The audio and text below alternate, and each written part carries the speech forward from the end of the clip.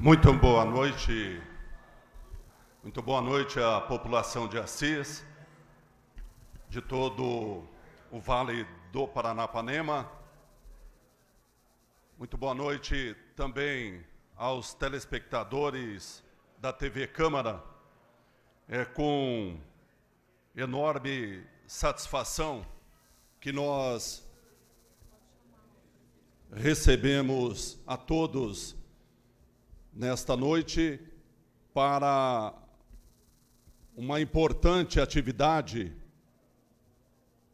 que é uma palestra com Carlos Eduardo Gabas, funcionário de carreira do INSS, ex-ministro da Previdência no governo Lula e governo Dilma, e que nada mais atual para que a nossa população possa receber informações extremamente importantes a respeito do tema.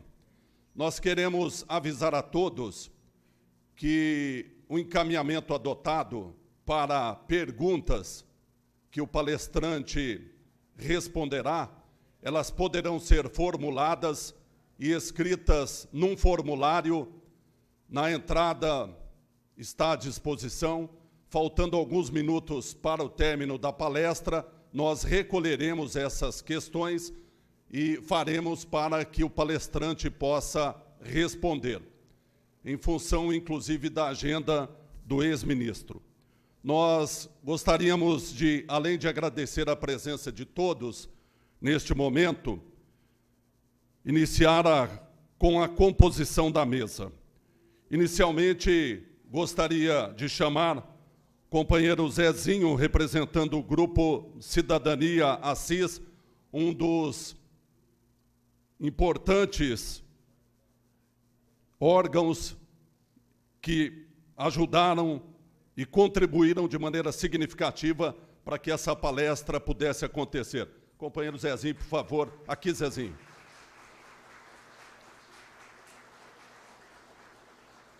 Gostaríamos de chamar também o companheiro professor Nilson, coordenador da POSP, Sindicato dos Trabalhadores, dos Professores na nossa região. Professor Nilson, por favor.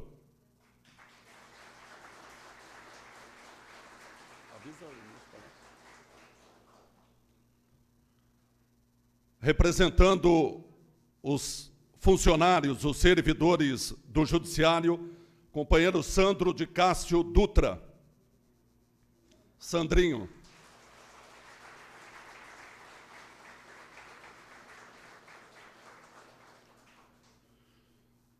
Chamar também o representante do Sindicato dos Comerciários na cidade de Assis, Wagner Campos.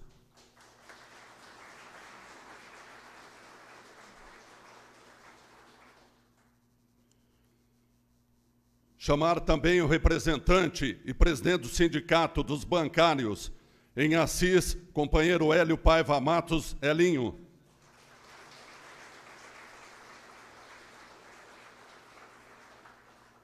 Na qualidade de anfitrião representando o Poder Legislativo, gostaríamos de convidar o vereador Célio Francisco Diniz.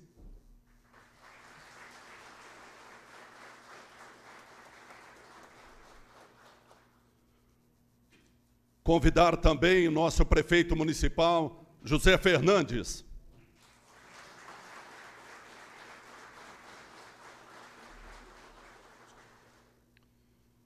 E o nosso convidado da noite, companheiro Carlos Gabas, ex-ministro da Previdência Social. Seja bem-vindo à nossa cidade, ministro.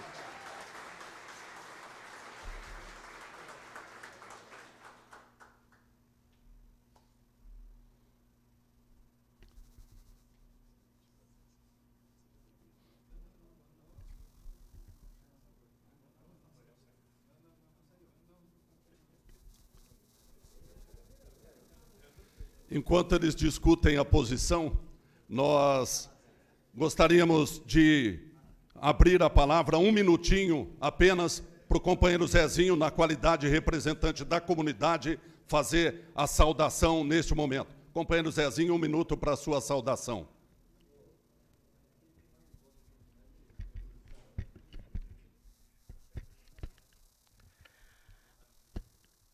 Boa noite aos telespectadores da televisão, à comunidade presente aqui, Assis e região, e a todos os demais membros aqui da mesa, e ao ex-ministro Carlos Gabas. O Grupo Cidadania Assis e Região nasceu em 2014, em agosto de 2014, por ocasião do plebiscito pela reforma do sistema político desenvolvido à época com aquela coleta de assinaturas, chegando a Brasília com 8.000 assinaturas, onde o Brasil inteiro pediu a reforma do sistema político, e também com 96% da população brasileira pedindo constituinte exclusiva e soberana. Então, esse é o Grupo Cidadania que pautou isso na época, e depois mais outros eventos e questões pontuais também na nossa cidade. Muito obrigado. Muito obrigado ao companheiro Zezinho. Companheiro Nilson, 1 minuto para a sua saudação. Boa noite a todos. É um grande prazer recebê-lo aqui, Gabas.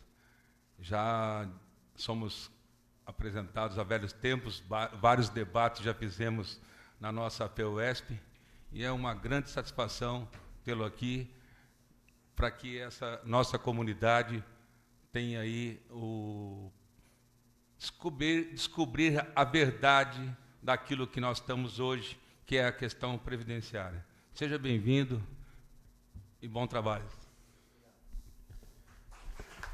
Muito obrigado ao companheiro Nilson. 1 minuto, o companheiro Sandro de Cássio Dutra, servidor do Judiciário. 1 minuto para a sua saudação. Boa noite a todos, boa noite, componentes da mesa, boa noite, ex-ministro, boa noite, José Fernandes, boa noite a todos. Acho que é um dia histórico para Assis, no qual a gente vai passar uma noite, acho que muito interessante, e discutindo uma coisa que o Brasil inteiro está discutindo, ou deveria estar. Então, acho que é uma data histórica para Assis, a visita do ex-ministro, e estamos aqui querendo ouvi-lo, querendo fazer questões, querendo resolver, juntamente com o governo, as questões brasileiras, uma vez que a gente não tem essa oportunidade, mas a gente está, assim, abrindo portas para ver se consegue chegar lá.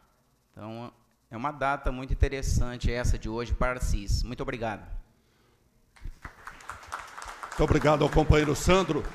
Companheiro Wagner Campos vai falar em nome dos comerciários e também dos bancários, já que o Elinho abriu mão. 1 minuto para a sua saudação, Wagner. Boa noite a todos. Quero agradecer a presença do público que realmente está interessado, né, em saber sobre a Previdência, sendo que todos têm a intenção de um dia chegar a se aposentar. Do que está sendo proposto hoje, muito difícil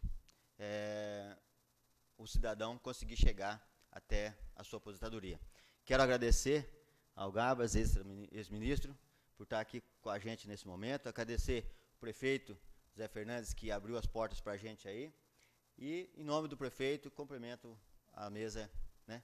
E quero também salientar a importância, né, da população que está nos vendo agora nesse momento, de realmente saber a situação da conjuntura que vem acontecendo no nosso país hoje, tanto da política e as reformas que vêm sendo enfiadas goela abaixo. Um obrigado e um ótimo explanação, Gabas. Muito obrigado ao companheiro Wagner. Representando a Câmara Municipal, na qualidade de anfitrião, convidar o companheiro Célio Francisco Diniz, vereador, para fazer a sua saudação neste momento. Como anfitrião, tem 2 minutos. Boa noite a todos. Eu gostaria, em nome da Câmara Municipal, também do vereador Vinícius Simili, que se faz presente no plenário, dizer que sejam bem-vindos a esta Câmara Municipal, que na verdade é uma casa de todos. Cumprimentar de uma forma especial os integrantes da mesa, o ex-ministro Carlos Gabas, e dizer que assim que recebi o convite, em nome de esforços para estar aqui, porque é um assunto importante, tenho certeza que vou sair um pouco melhor do que entrei nesta casa hoje, como pessoa, como homem, como cidadão, e principalmente como um brasileiro também que está muito preocupado com o futuro. Obrigado por estar conosco, seja bem-vindo. A casa é de todos, mas especialmente sua. Seja bem-vindo. Boa noite a todos. Muito obrigado ao vereador Célio Francisco Diniz. Vereador Vinícius, quiser fazer parte da mesa, sinta-se... Muito obrigado pela presença. Sinta-se convidado e integrante da nossa mesa. Prefeito Zé Fernandes, para sua saudação, enquanto anfitrião do povo assisense, a visita do nosso ex-ministro Gabas. Primeiro, boa noite a todos. É um prazer. Quero cumprimentar os componentes da mesa, representantes do Legislativo, dos trabalhadores, do nosso eterno ministro da Previdência, amigo de muitos tempos. Para nós é um marco histórico na cidade de Assis, quando nós estamos aqui para ouvir um assunto que aflige a todos nós brasileiros, em especial nesse momento difícil, de grande fragilidade na vida política desse país, dessa nação. Quando nós estamos prestes a apreciar, e a classe trabalhadora, muitas vezes, sendo desprezada nos grandes debates, nas grandes discussões do assunto que é a Previdência Social. Nós temos hoje a oportunidade ímpar de debater, de ouvir, de conhecer um pouco mais a realidade e a verdade, realmente, o que é a Previdência Social no Brasil. Para isso, parabéns ao sindicato, parabéns a todos que viabilizaram a vinda do Carlos Gabas, ex-ministro da Previdência Social, na cidade de Assis, para dar essa contribuição à nossa sociedade, à nossa população. Repito, é um assunto extremamente delicado, extremamente pertinente e que aflige todos nós brasileiros. Então, parabéns a todos e boa palestra, boas explanações, que a gente possa sair daqui com muito mais conteúdo da forma que nós estamos nesse momento. Obrigado. Muito obrigado ao prefeito José Fernandes. Vou retomar a informação dada no início aos companheiros presentes e convidados. Autoridades, sintam-se todas convidadas na extensão dessa mesa. Os convidados que queiram, no decorrer da palestra, tendo alguma dúvida relacionada à Previdência, por favor, formulem a questão, há formulários na entrada para que vocês possam redigir e nós estaremos transmitindo ao ministro as questões relacionadas à Previdência para que ele possa responder. Então, nós gostaríamos, neste momento, de deixar os componentes da mesa inteiramente à disposição. Se quiserem permanecer no local, permaneçam. Se quiserem se juntar ao público, também fiquem à vontade. Gostaríamos de anunciar, entre as autoridades presentes, prefeito José Fernandes, presente à mesa, o professor Leonardo de Gênova, professor da FEMA, vereador Célio Francisco Diniz, professora Mariana Rosseto, secretária de Mulheres do PT da Macro-Região, professor Nilson Silva, da POSP, vereador Vinícius Simile, José Carlos Pereira Pinto, da Unidade Tecnológica Federal do Paraná, Cornélio Procópio, José André dos Santos, presidente da Associação dos Aposentados e ex-vereador, Sandro de Cássio Dutra, Carmen Silvia Riguete Nobile, judiciário de Cândido Mota, Leandro Pepes Cardoso de Almeida, presidente da Associação de Contabilidade de Assis e Região, João Carlos Fazano Ciarini e Valdevan Eloy de Góes, da OAB Subsecção de Assis, Maria de Fátima Leite, diretora da Escola Firmino Leandro, Wagner Campos, presidente dos Sindicatos Comerciários, Manuel Carlos Cipriano, dos Sindicatos Comerciários, Delcides de Lima, dos Sim Comerciários também, e ainda Eliane Cristina de Oliveira e José Maurício Costa, Conselho Fiscal e diretora dos Sim Comerciários, além do Henrique Diniz e Marcelo, do Sindicato dos Frentistas. Sejam todos bem-vindos. A mesa já está, portanto, desfeita e, a partir deste momento, assume o microfone para o seu pronunciamento, para a sua palestra, o ex-ministro da Previdência Social do governo Lula e governo Dilma, funcionário de carreira do INSS, Carlos Gabas. Seja bem-vindo. Lembrando que questões podem ser formuladas por escrito no transcorrer da palestra. Faltando 10, 15 minutos, a gente recolhe as questões para formular, para que o nosso palestrante possa responder. O microfone é à sua disposição.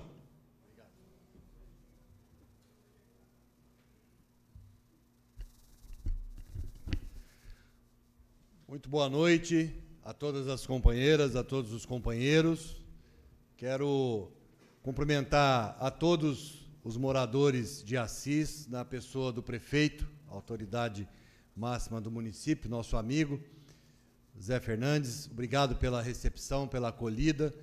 Eu já vim a Assis várias vezes, em vários momentos importantes da cidade, mas volto hoje a convite de vários amigos aqui de Assis, em especial de um amigo irmão que eu tenho aqui, Jorge Ganimi, que me ligou e disse: Gabas, eu queria que você viesse fazer esse debate, essa explanação sobre a Previdência aqui em Assis.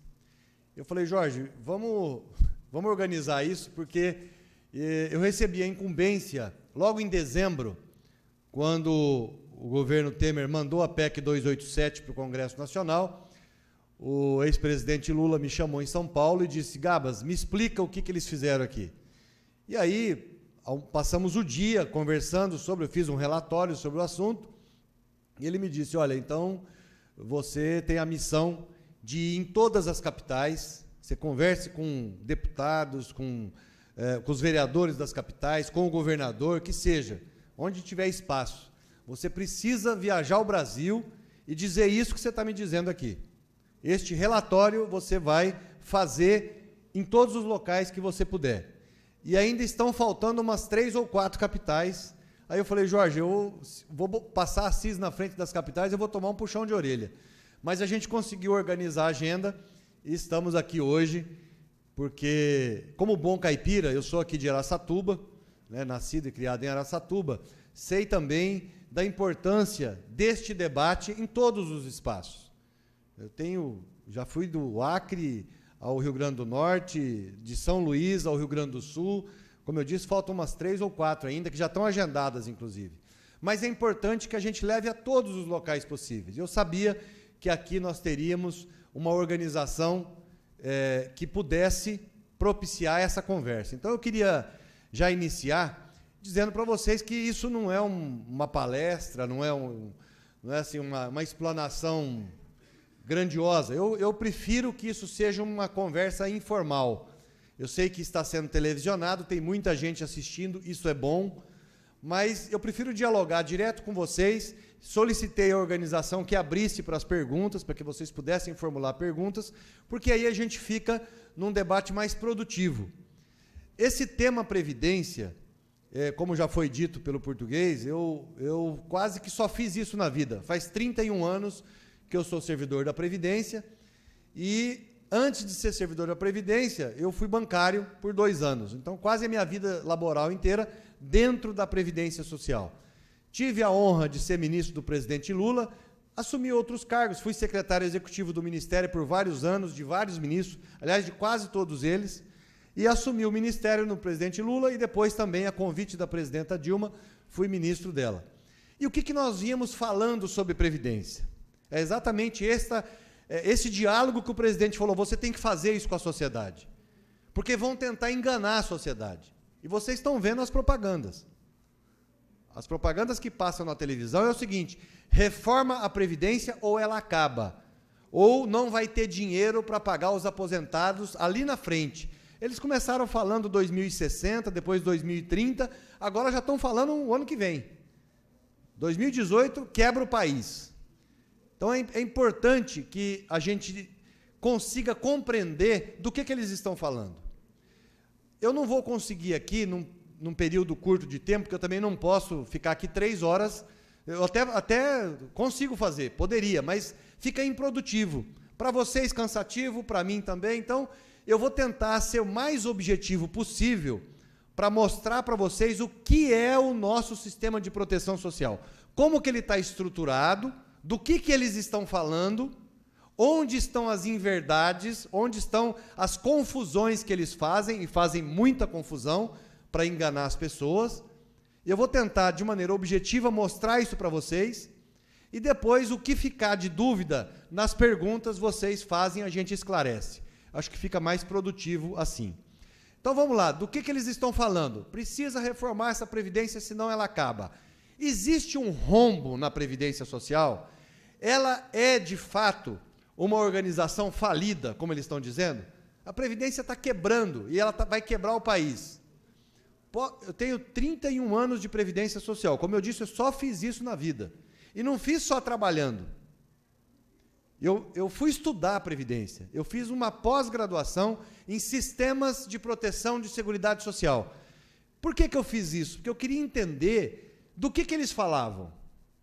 Eles falam da OCDE, eles falam dos sistemas de proteção europeu, eles falam dos sistemas de proteção asiático, e eu preciso conhecer isso. Eu fui fazer uma pós-graduação na Espanha, para entender quais são os modelos de proteção social.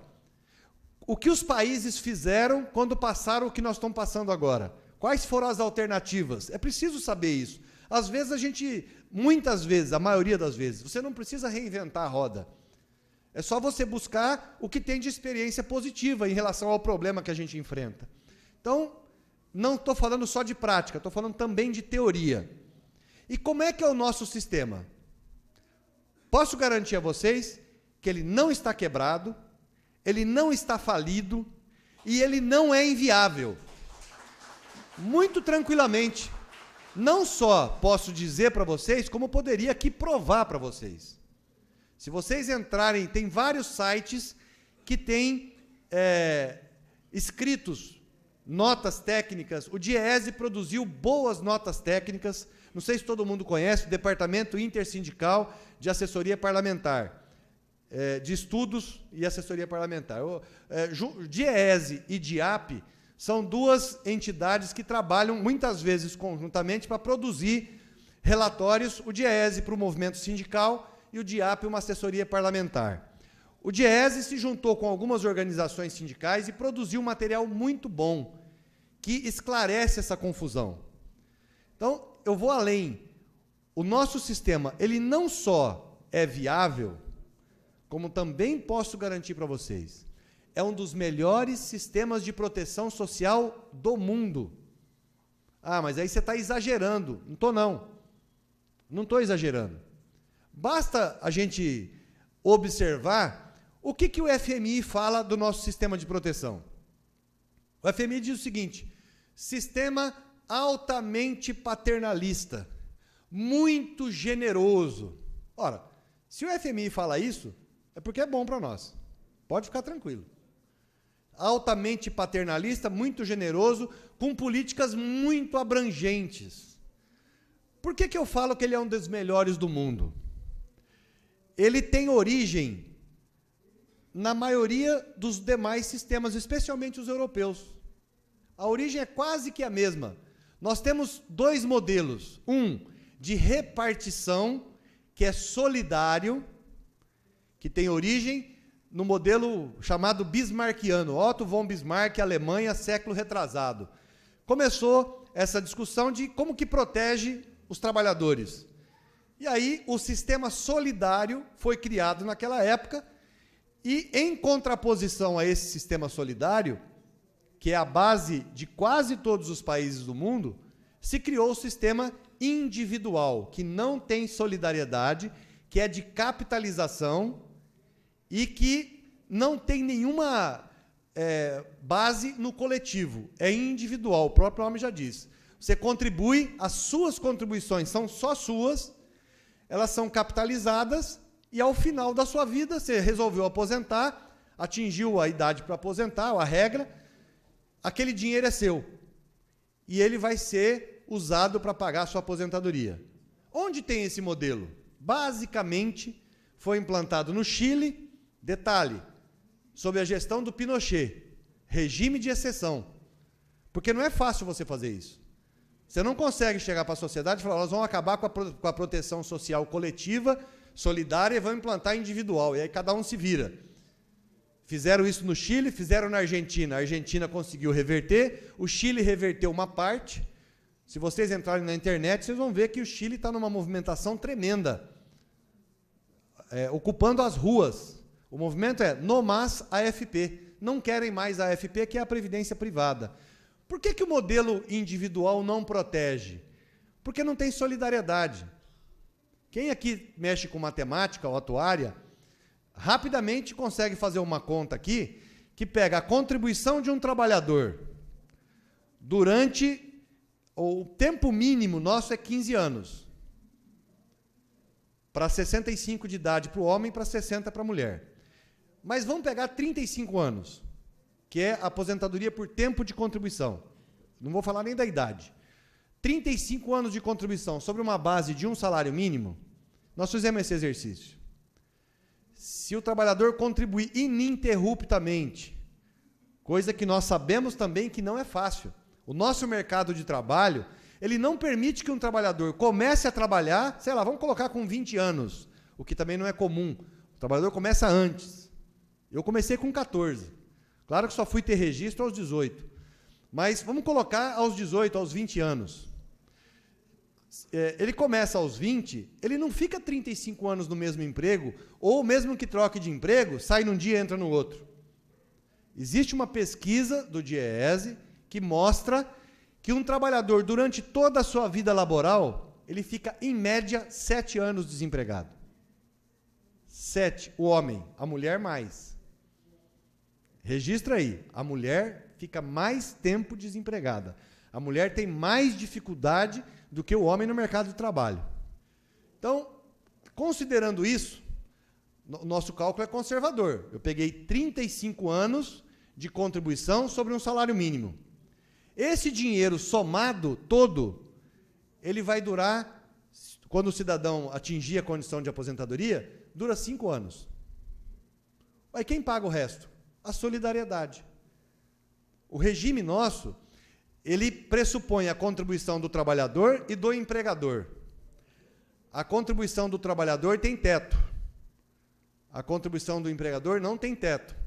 Então, essa contribuição maior é quem financia quem tem menos. Aí está a solidariedade do regime. Por isso que nós defendemos o nosso regime solidário, de repartição. E ele enfrenta dificuldades? Claro que enfrenta. Assim como os outros países que têm um regime solidário também enfrentaram. E eu não estou falando aqui de Grécia, viu, gente? Eles usam o exemplo. Ah, a Grécia quebrou. A Grécia teve que reduzir os benefícios. Não estou falando de Grécia. Não, nós temos que fazer comparação com o que é comparável. E quando nós formos olhar o que é o regime da OCDE, é importante também a gente não aceitar qualquer coisa. Porque o governo, quando fala o seguinte, nos países da OCDE se gasta muito menos. São países mais velhos, a idade média é maior, e os países gastam muito menos com previdência. Primeiro, não é verdade, a Alemanha gasta 14% do PIB. E o PIB da Alemanha não é o nosso PIB. É N vezes maior. Então, eles querem comparar uma situação que não é comparável.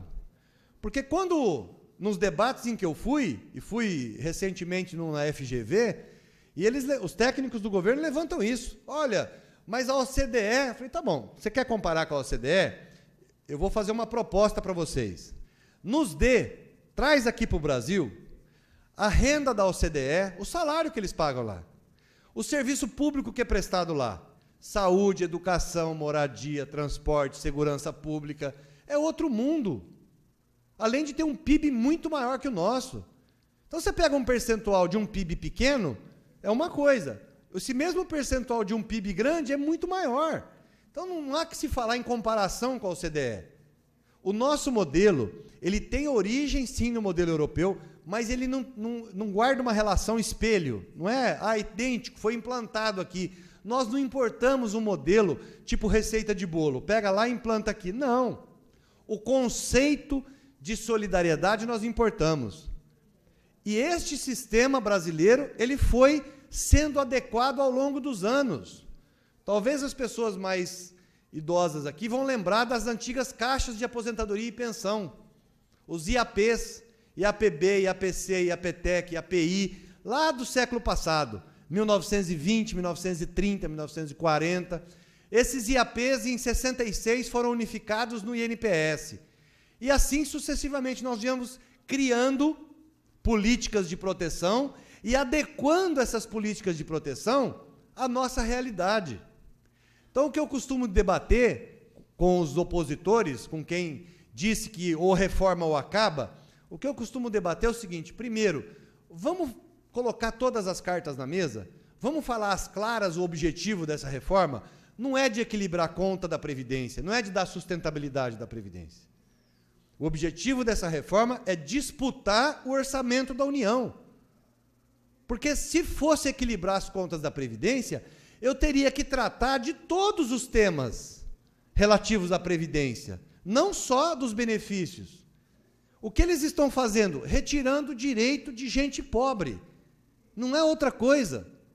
É reduzindo a proteção social. Ora, o nosso sistema, como eu disse, ele é solidário, é de repartição. Ah, e é só a Previdência? Não, ele não é só a Previdência. Ele está num conceito mais amplo, que chama-se Seguridade Social. E o que é a Seguridade Social? É Previdência, Assistência e Saúde. E de onde vocês tiraram isso? Isso veio da nossa história. Quem também se lembra, eu sou da época ainda, eu fiz o concurso da Previdência em 85. Nós tínhamos ainda o SIMPAS, Sistema Nacional de Previdência e Assistência Social. Era IAPAS, que cuidava da administração, e INPS, que eram os benefícios, as aposentadorias e os demais benefícios, o INAMPS, quem não se lembra do INAMPS? Instituto Nacional de Assistência Médica da Previdência Social. A saúde era vinculada ao contrato de trabalho. Quem não tinha carteira de trabalho não tinha acesso ao INAMPS, tinha que ter a carteirinha. Então nós tínhamos saúde e assistência. Qual que era? LBA, Legião Brasileira de Assistência, é quem prestava assistência social nesse órgão SIMPAS. Aí tinha ainda a Fundação para o Remédio Popular, FUNABEM, que era a Fundação Nacional do Bem-Estar do Menor, que também era assistencial, e a DataPrev, que era a integradora de processamento de dados de todas essas políticas. Aquilo era a Seguridade.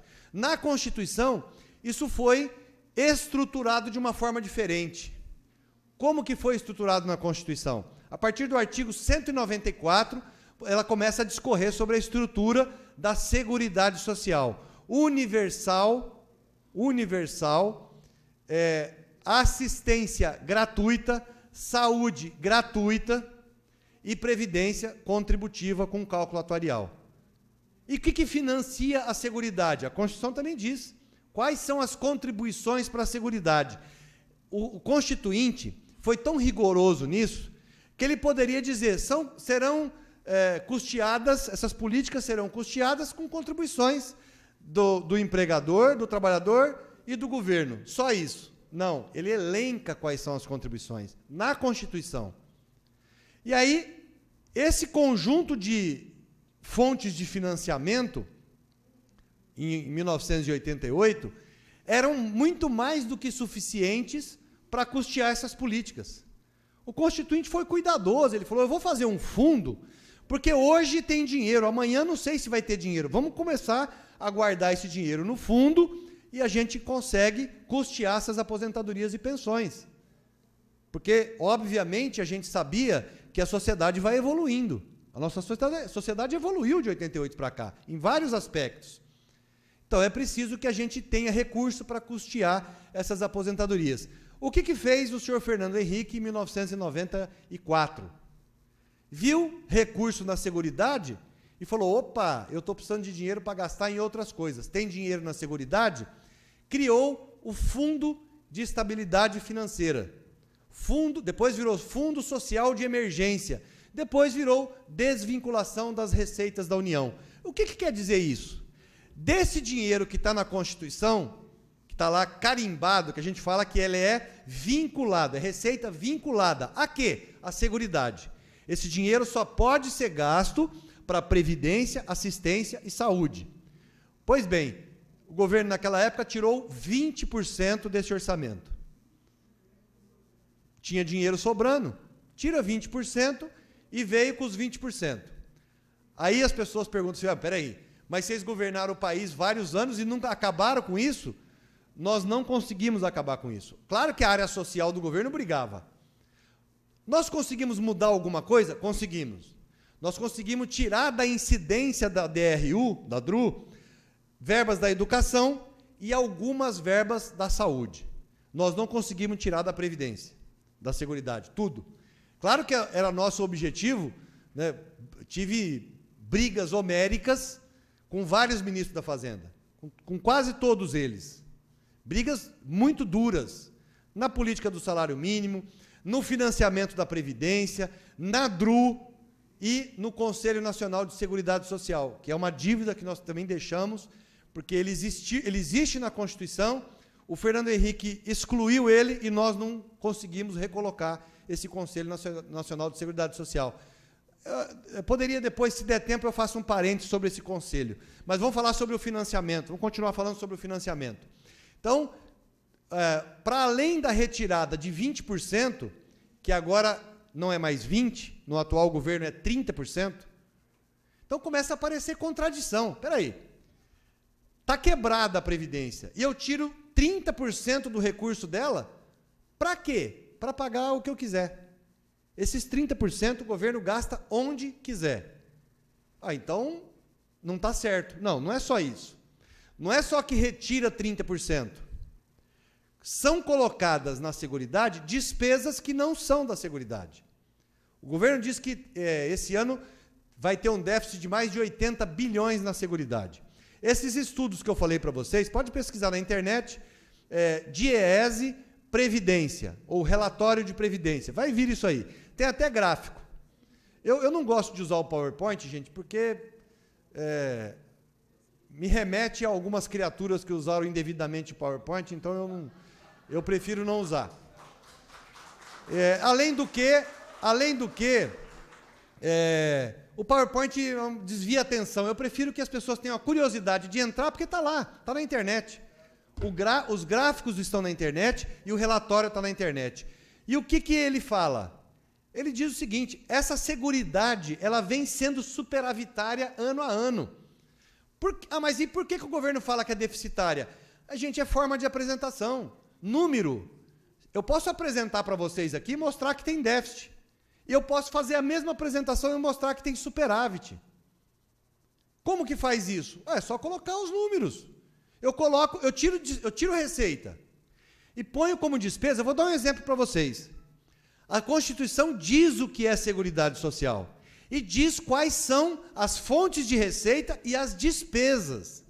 Seguridade Social é assistência social, previdência social, e eu estou falando de previdência, gente, regime geral de previdência. Eu não estou falando de regime próprio. Eu não estou falando de salário de servidor público, que é uma responsabilidade da União, do Estado ou do município.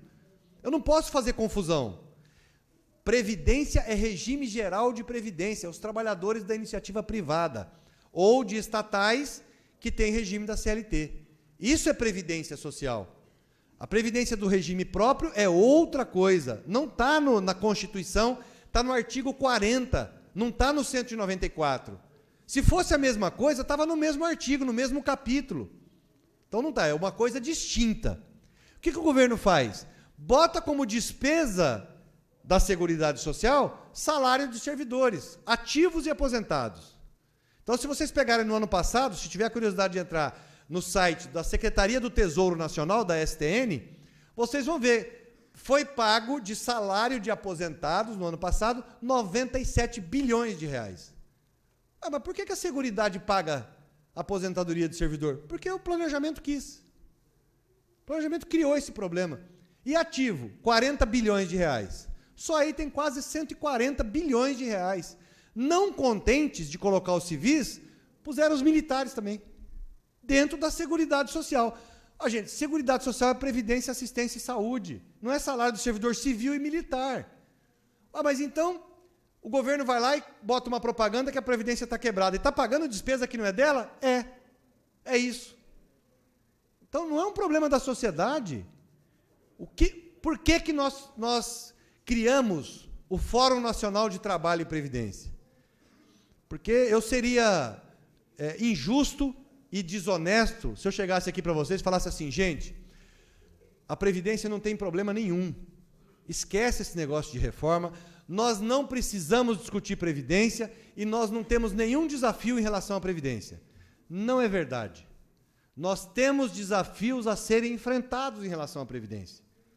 Eu vinha dizendo isso para o Lula, e nós fizemos modificações importantes na época do presidente Lula, e falei isso também para a presidenta Dilma. Criamos o Fórum Nacional de Trabalho e Previdência. Por quê? Quais são esses desafios que você está falando? Se não tem déficit agora. Não, é verdade. Se você colocar, se você obedecer à Constituição, nós não temos esse déficit que eles estão falando. Mas o céu está de brigadeiro? Não, não está. Por quê?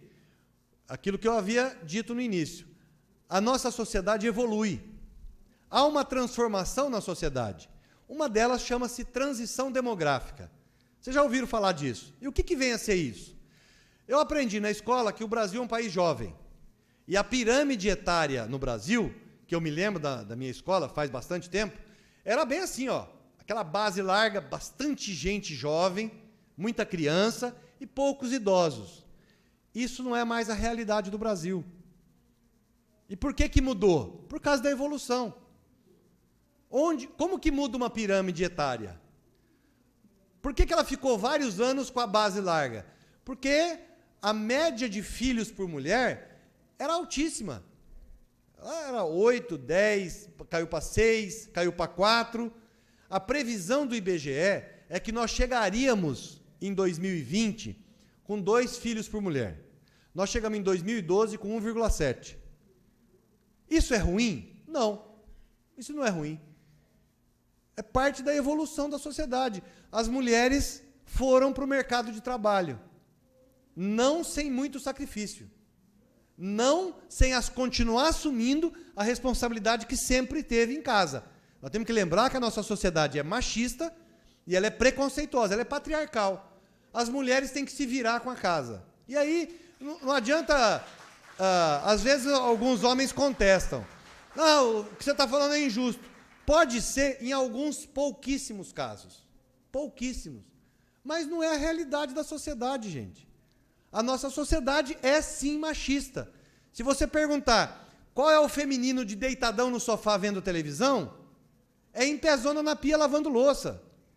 Acaba o jantar, o cara se prostra no sofá e a mulher vai arrumar. É a realidade da nossa sociedade, infelizmente. Eu não gosto disso. Mas e o que você faz? Eu vou confessar para vocês o meu crime. Eu ajudo.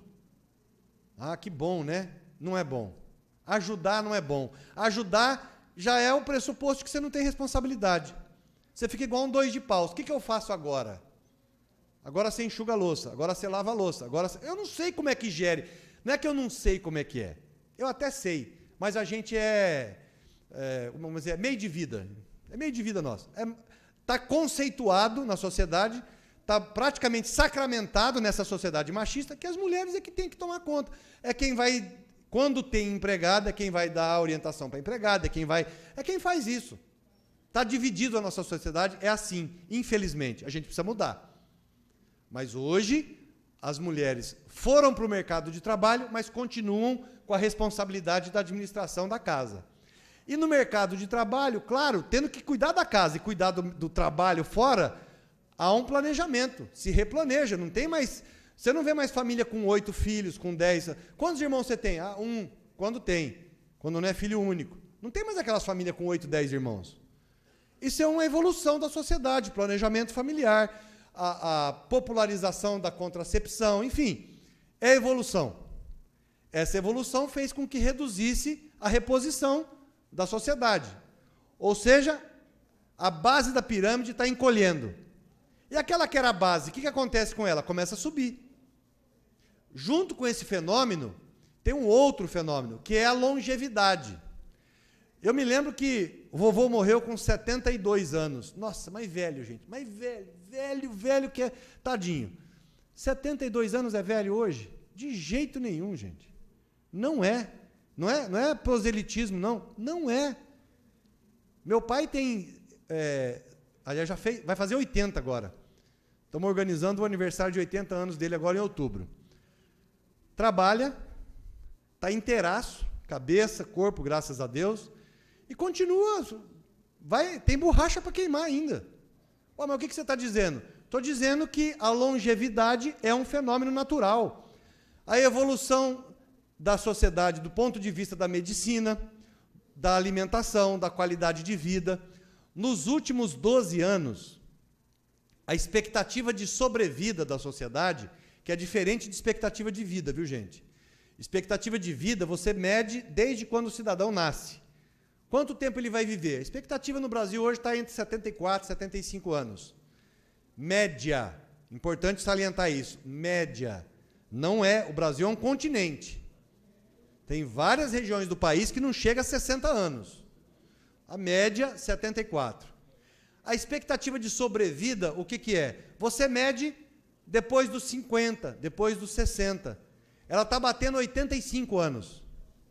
Bem diferente dos 74. Por quê? Você já sobreviveu às mortes de doença da infância, né? Mortalidade infantil, as maluquices da adolescência, o cara enche o caneco, pega carro, moto, enfim.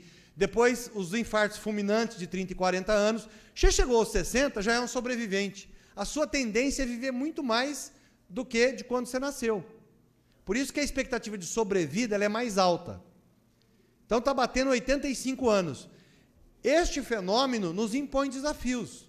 Observe, baixa reposição da sociedade, envelhecimento da população e aumento da expectativa de sobrevida, as pessoas vivendo mais.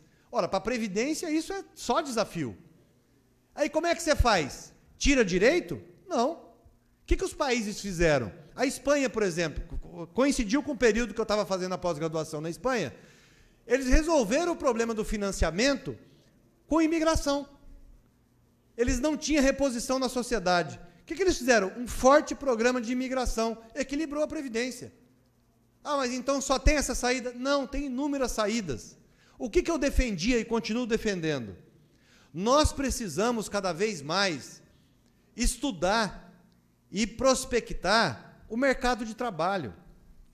Previdência é financiado fundamentalmente, ainda, eu falo ainda porque vai ter que mudar, por folha de salários.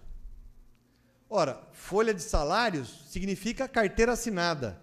Nós sabemos que isso tende a não ser uma realidade no futuro. Os empregos não são mais aquela relação de ARE. Quem lembra da ARE? Não tem mais, gente. Está diminuindo. Cada vez mais empresas com emprego da tecnologia faturam muito sem emprego de mão de obra. As empresas intensivas em mão de obra têm faturamento muito menor do que várias empresas com emprego de tecnologia. E o que quer dizer isso? Nós temos que debater uma migração da fonte de financiamento. Ela não pode ser exclusivamente folha de salários. Ela precisa começar a migrar para faturamento e lucro. Porque tem empresas com 6 funcionários que faturam muito mais do que empresas com 1.000 funcionários. E aí é o X da questão. O que eu tenho tentado, de tudo que eu falei aqui, eu vou pedir para vocês registrarem fundamentalmente isso. Esta reforma, ela não tem nenhuma relação com equilíbrio de contas.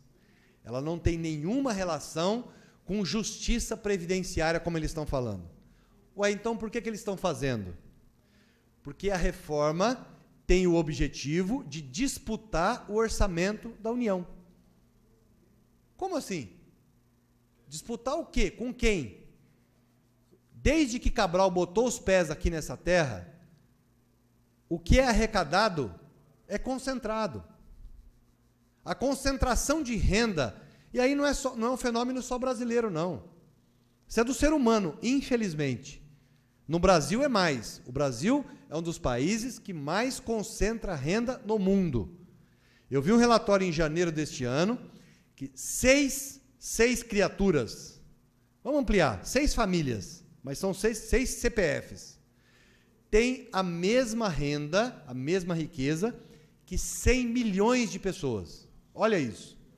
6 CPFs têm a mesma riqueza que metade da população do Brasil. Essa é uma sociedade doente ou não? Ah, mas você está falando do quê? vai querer expropriar. Não, não quero expropriar nada, gente. No fundo, podemos discutir, mas não estou falando disso. Estou falando de políticas de distribuição de renda. Quando eles atacam as políticas sociais, por que nós defendemos as políticas sociais? Porque o Brasil é um continente, gente. Eu andei muito desse país. Não vou falar que andei tudo, porque não sei se é possível numa existência. Mas eu andei muito do Brasil. A desigualdade é enorme, gente. É desigualdade regional, é desigualdade social, desigualdade econômica, desigualdade cultural. O país é muito desigual. Contra a desigualdade só tem um remédio, política social, que reduz a desigualdade. E não tem política social melhor do que distribuição de renda via salário. Ninguém quer ganhar Bolsa Família para o resto da vida. Aliás, a falácia de que o povo brasileiro pendurou no Bolsa Família, mentira, gente. É porque o Bolsa Família acabou com a escravidão do cara capinar terreno por R$10. É isso. É qualidade de vida. As pessoas precisam comer para depois pensar, para depois estudar, para depois ter oportunidade. Então, o que está em jogo é a concentração de renda. Quando eles falam, mas a Previdência no Brasil consumiu 22% do orçamento da União. É verdade. E o resto? Vamos pegar a despesa financeira. Quando eles falam o seguinte, precisa fazer superávit primário. Vocês já ouviram isso? O que é o tal do superávit primário? Despesa com a máquina, funcionamento do Estado, como um todo, a máquina pública, e política social, gasto social. Ué, consome 22 e o resto? 44 vai para especulador. 44% do orçamento é para pagar serviço da dívida. Eu não estou falando de dívida externa, não, gente. É a taxa Selic mais alta do mundo. É o juro real mais alto do mundo. 0,5% de juro real paga o orçamento do Bolsa Família no ano. Então, o que o governo está fazendo? E eu não estou falando de agora, não, viu, gente? Essa ciranda financeira, a presidenta Dilma derrubou ela no primeiro mandato, mas no segundo mandato, o seu Joaquim Levy restabeleceu essa ciranda financeira. Eu tenho que admitir isso, era no governo que eu participei, mas, graças ao bom Deus, eu sempre briguei com o cidadão. Porque é um equívoco. É um equívoco um país economizar na política social e pagar juro para banqueiro, para concentração de renda, gente. Nós precisamos distribuir renda, não concentrar. Então, o que está em jogo agora não é economizar os 22% do gasto social, é não deixar de pagar os 44% para o juro. É isso. Nós estamos botando dinheiro na mão de especulador. Ah, mas isso muda numa canetada? Não, não muda numa canetada. Mas muda reorientando a bússola do navio, gente. Nós estamos no caminho errado. Nós estamos tirando o direito da população, especialmente mais pobre, para concentrar a renda na mão de quem tem. Não é justo isso. Eu não posso falar em exigir do trabalhador que fique até 65 anos para se aposentar, não importa quando começou. E nós sabemos que, especialmente no campo, as pessoas começam muito cedo. Eu sei que eu sou caipira lá no interior, as roças que a gente frequentou, os movimentos de ocupação que a gente foi, criança com 10, 12 anos, para ser bonzinho, viu, gente? Está na enxada. Vai trabalhar até os 65 anos, é injusto. É injusto tirar dinheiro do idoso pobre, que agora vai ter que ir até os 70 anos, do deficiente pobre, que vai ter toda a renda, criar um conceito de núcleo familiar que vai excluir o deficiente de receber benefício. Agora, tirar do pobre para concentrar na mão de quem já tem, não podemos aceitar, gente. Esta é a reforma que eles estão falando. E não precisa fazer isso. Não tem necessidade de retirar a proteção social. Vocês sabem o que vai culminar isso? Onde vai desaguar isso? Eu lamento dizer, gente, mas nós estamos correndo o risco de uma convulsão social. Quando você desprotege a sociedade, no momento em que o trabalhador mais precisa, você não dá alternativa para ele. Eu não estou justificando a baderna, mas nós temos o risco real de uma convulsão social. Para quê? Para concentrar dinheiro na mão de especulador? Não é nem do capital produtivo, é do capital especulativo. Nós não podemos falar em tirar dinheiro do trabalhador rural sem cobrar os devedores da Previdência. O governo não move uma palha. Tem 500 bilhões de reais para ser cobrados. Sabe o que eles apresentaram como emenda? Anistia. Anistia. Então, as grandes empresas devem para a Previdência, serão anistiadas. E eu vou tirar o direito do trabalhador de se aposentar?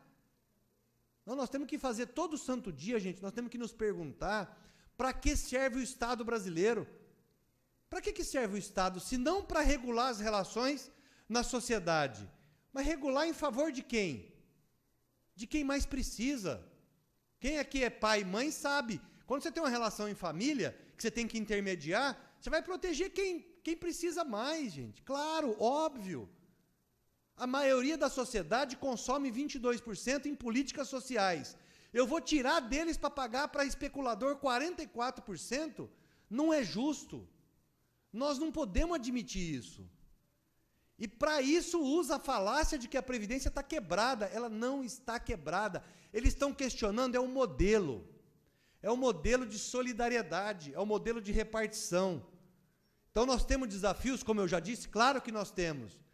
Como é que você pode admitir que uma política de proteção tão importante para a sociedade, porque, gente, Previdência está na casa de todo mundo. Quem é que não tem um aposentado em casa, um avô, um tio, um pai, alguém que... Não é só aposentadoria, é pensão, é benefício acidentário, é benefício de afastamento temporário por doença. Tem uma série de benefícios. Nós temos 14 benefícios na Previdência Social. É isso que eles acham ruim. O que eles falam é o seguinte, é muito dinheiro, é uma gastança social. É isso que eles falam. O Brasil promoveu, na gestão do presidente Lula e da presidenta Dilma, uma gastança social. Não é verdade. Não é verdade. Nós pusemos da soleira da porta para dentro do país milhões de pessoas que nunca foram olhadas. Essa é o resultado que incomoda eles, gente. E esse resultado, às vezes, para nós é imperceptível, num comentário, numa ação na rede social, numa manifestação, porque incomoda o que eles chamam de elite. A elite nacional é meia dúzia, gente. Fora essa meia dúzia que tem muito dinheiro, o resto é pretensa elite. É gente que saiu do nada e que está lá fora batendo panela num programa chamado Ciência Sem Fronteiras, gritando contra o Bolsa Família. Isso é incoerente. Isso aí é bobagem. A pessoa se beneficia de um programa social e critica outro, como se ele fosse diferente. Ele é um beneficiário de programa social. E a gente tem que olhar isso. O que está em jogo no Brasil é além da reforma da Previdência, viu, gente? Não tem como eu não falar. A reforma trabalhista, o que eles fizeram até agora e estão querendo fazer, é tão cruel contra a Previdência. O conjunto de direitos que eles estão tirando da sociedade é uma reformulação da Constituição de 88, sem constituinte e sem legitimidade, sem um voto. Eles estão desmontando a Previdência, que foi construída ao longo de décadas e de 2 anos de estudo e de debate na Constituinte. Esse sistema foi consolidado na Constituinte em 88, que culminou com a aprovação, com a promulgação da Constituição, e demorou 2 anos de debate. Eles querem desmontar em 6 meses, sem nenhum debate, sem mostrar os números sequer. Quando eles fazem projeção, olha, a projeção para 2060 é catastrófica. Cadê a projeção? Nós já desmontamos essa tese.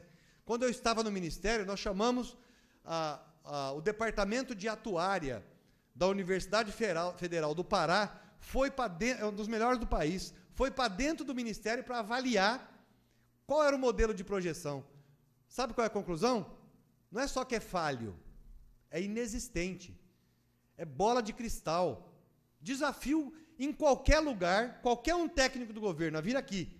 Eu sei porque eu chefei a equipe, gente, eu chamava os caras e falava, vem cá, essa maldita projeção que vocês fazem para 2060, porque o gráfico vai assim, depois ele faz isso aqui, ó, vai lá para cima.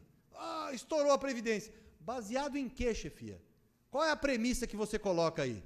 Não, porque tem que saber qual é o crescimento econômico daqui para 2060, qual é o mercado de trabalho, o índice de empregabilidade, o índice de ganho de produtividade anual, a gente não sabe dizer. Como é que eu vou projetar isso para 2060? Sabe a conclusão que nós chegamos? Pegaram a crise de agora e projetaram para 2060, como se o país fosse ficar em crise 50 anos. Isso é uma mentira, gente. Isso aí é uma atrocidade com a política previdência social. A gente não pode admitir isso. E aí, para ajudar isso, o senhor presidente chamou todos os donos de emissoras. Se vocês olharem, todo mundo falando de previdência agora. E é unânime. Precisa reformar. Não tem outro jeito. Tem que reformar. Tá bom, eu defendo a reforma. Vamos fazer. Vamos fazer, mas vamos pôr os números na mesa. E vamos começar pelo sistema tributário. Um país que isenta de imposto de renda, distribuição de lucros e dividendos. Vou dar um exemplo. Eu acho que todo mundo sabe, mas eu vou dar um exemplo. Trabalhador que ganha R$ 1.900 paga imposto de renda. R$ 1.900. Alguém que tem uma distribuição de resultado, de lucro ou dividendo, que ganhe no mesmo mês que o cara ganhou 1.900, que ganha R$100.000, não paga imposto de renda. É isento. Distribuição de dividendos é isento. Foi sempre assim? Não. Benesse do senhor Fernando Henrique Cardoso para agradar parte da classe média brasileira. E eu não estou aqui dizendo, porque aí as pessoas falam assim, mas aí vocês vão brigar com os médicos, com os dentistas. Não, gente. Pode isentar, porque o médico é trabalhador, o dentista é trabalhador, o engenheiro é trabalhador. Não quero penalizar o trabalhador. Bota uma renda, vamos ser razoável ou generoso, pega uma renda aí, sei lá, de R$20.000 por mês, R$30.000 por mês. Pode isentar. Eu quero as grandes fortunas. Tem gente que recebe R$1 milhão por mês de dividendos. Não é sacanagem, gente, é verdade. Esse cara não paga imposto de renda e o trabalhador com R$1.900 paga imposto de renda. Vamos taxar esse dinheiro alto, que isso sim é renda, que deveria ser taxada. Vamos taxar a transmissão de herança, grandes fortunas. Agora não, nós vamos tirar a aposentadoria do trabalhador rural. Porque a regra que querem impor não é que vai dificultar, gente, vai impedir. Quem conhece o campo sabe que o trabalhador não tem salário todo mês para fazer um recolhimento todo mês. A contribuição do rural é diferente da urbana, não tem folha de salários. O urbano é descontado na conta, o rural é sobre a comercialização da produção e está correto. Porque quando eles atacam o produtor rural, estou falando do agricultor familiar, esses caras produzem mais de 70% do que a gente come. O nosso alimento não vem do latifúndio. O latifúndio produz commodities para exportação, é importante, traz divisa, mas a nossa comida vem da pequena propriedade, de até 4 módulos fiscais, mais de 70%. Não sou eu que estou dizendo, não. Dados do governo. Ora, você desproteger esse cidadão é você atentar contra a segurança alimentar do país. Não é outra coisa. Então, não é só que é cruel, é burra a medida. É burrice. Você vai fazer com que o homem do campo seja obrigado a parar de produzir, porque ele não vai se aposentar mais. Então, gente, não é difícil falar contra essa reforma. Ela está errada quando nasceu. Ela nasceu sem debate. Por isso que eu falo, o que você mudaria? Eu não mudaria nada. Eu não tenho conciliação com essa proposta. Não pode ter conciliação com ela, porque ela começou errada. Ela começou sem transparência. Quando nós criamos o Fórum, em 2015, Fórum Nacional de Trabalho e Previdência, a primeira coisa que nós fizemos é levar as federações, as grandes centrais sindicais, o DIEESE, e nós chamamos, gente, nós não fomos sectários, nós chamamos os representantes dos trabalhadores, mas chamamos dos empregadores também, porque tem empregador que é correto, que recolhe as suas contribuições. É uma concorrência desleal, um cara recolher e o vizinho dele não recolher. Aquele cara tem mais vantagem. Então é importante que todo mundo saiba quem paga e quem não paga. É transparência isso. Nós chamamos todo mundo e botamos as cartas na mesa. Está aqui, ó. A arrecadação é isso, a despesa é isso. O que nós precisamos fazer para equilibrar isso no futuro? Quem é que vai pagar esta conta? Precisa ter. Nenhum país consegue estado de bem-estar social sem reduzir desigualdade. E aí, gente, não sou eu nem eu que estou dizendo. Eu fiquei morrendo de vergonha quando o seu Meirelles, o senhor ministro da Fazenda, foi para o Fórum Econômico Mundial, e a presidenta do FMI, gente, a dona Christine Lagarde, chamou e falou: ministro, o Brasil está agindo errado. Eu falei: como é que é? O Brasil está investindo no aumento da desigualdade. O Brasil precisa reduzir a desigualdade. Vocês estão na contramão do que o mundo precisa fazer, que é reduzir desigualdade. Eu falei: aí tira o tubo, deixa morrer, gente, porque o FMI, que é um órgão altamente conservador, dizer que nós estamos errados, nós estamos muito conservador, aí ferrou, aí nós estamos no sal. Então, o Brasil, ao apresentar isso para o governo, ao apresentar isso para os brasileiros, está fazendo piada com a nossa cara, gente. Não é possível, nós não podemos aceitar isso. Ah, mas o que nós temos que fazer? Aí, para concluir, eu vou ficar devendo para vocês os números, gente, mas, repito, DIEESE, relatório Previdência, tem tudo, gráfico, tem tudo. Mas a mensagem que eu queria dizer para vocês é a seguinte: primeiro, não precisa fazer isso que eles estão fazendo. Isso é uma crueldade, é um exagero. Mas precisa fazer uma reforma? Precisa. A começar pelo financiamento, a começar rediscutindo fonte de financiamento, quem paga e quem não paga. Quais as empresas que são isentas? Vocês sabem que tem várias empresas isentas de previdência. Eu não concordo com vários segmentos, mas enfim, temos que discutir. Quem sou eu para dizer se é justo ou não? No mínimo, você subestimar a capacidade da sociedade quando você não traz para discussão os trabalhadores, os empregadores e os aposentados. Porque a reforma, gente, essa que está aí, a deforma, ela atinge todo mundo. O cara fala: ah, não, mas eu já estou aposentado. Gente, a desvinculação só não foi ampla, geral e restrita porque teve gritaria. O governo está dizendo: não, mas nós recuamos, fizemos um acordo aqui. Balela, gente. Não acreditemos nisso. O objetivo todo é desmontar o sistema de proteção social. Nenhum país consegue atingir um estado de bem-estar social sem reduzir desigualdade.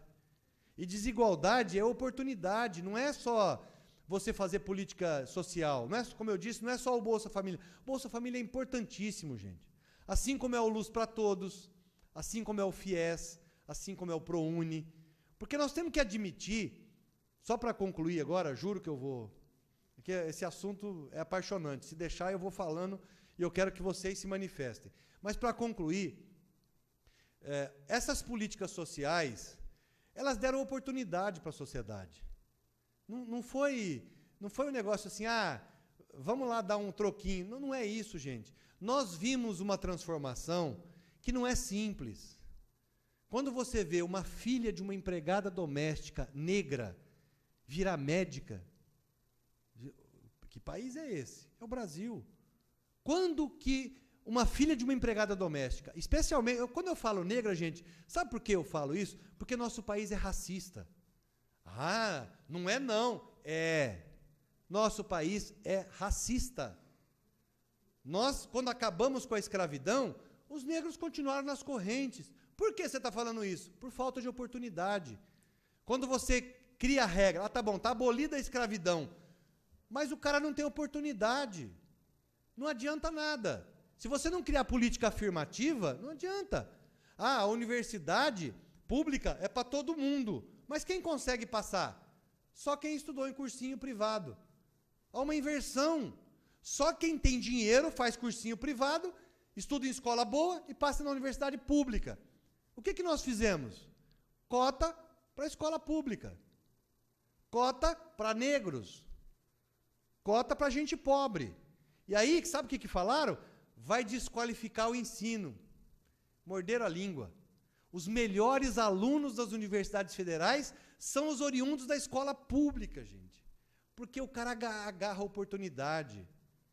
E aí, a nossa sociedade, que é preconceituosa, quando a moça comemora, a nossa médica negra, filha da doméstica, comemora, é atacada no Facebook, volta para a jaula, macaca. É isso que as pessoas falam. E a gente não fica indignado com isso. Uma das coisas que a gente precisa se indignar, gente, é com a injustiça, especialmente com o ódio de classe. Nós não podemos aceitar o ódio de classe. O brasileiro não tem isso no seu DNA. Nós não somos um povo do ódio. Passamos a ser. Especialmente nas manifestações. Quem que não viu a moça na Paulista abre um cartaz de uma desgraçada? A minha mãe não consegue arrumar empregada doméstica porque tem que pagar direitos trabalhistas. Como é que é? É isso que está... Se vocês olharem na internet, vocês vão ver o cartaz. E a gente não fica indignado com isso, gente. Olha a carga de ódio que tem. Nós tínhamos que pedir desculpa para as domésticas. Nós demoramos para igualar os direitos das domésticas aos demais trabalhadores. Foi uma segunda lei áurea. Eu estava fazendo um debate outro dia numa universidade federal. Eu fiquei pasmo. Eu dei esse exemplo, um professor levantou a mão e falou, desculpa, ministro, eu quero discordar do senhor. Pois não, senhor, tem o direito. Aonde? Vocês exageraram na história das domésticas. Eu falei, onde mesmo? Eu recebo visita em casa 10 da noite, quem vai servir a mesa? O empregado doméstico é a parte, é especial. Eu tenho que ter o tempo todo à minha disposição. Eu respirei fundo, falei, professor, com todo respeito, eu sugiro que o senhor ou consulte a sua empregada se ela pode fazer hora extra, se ela puder, o senhor paga.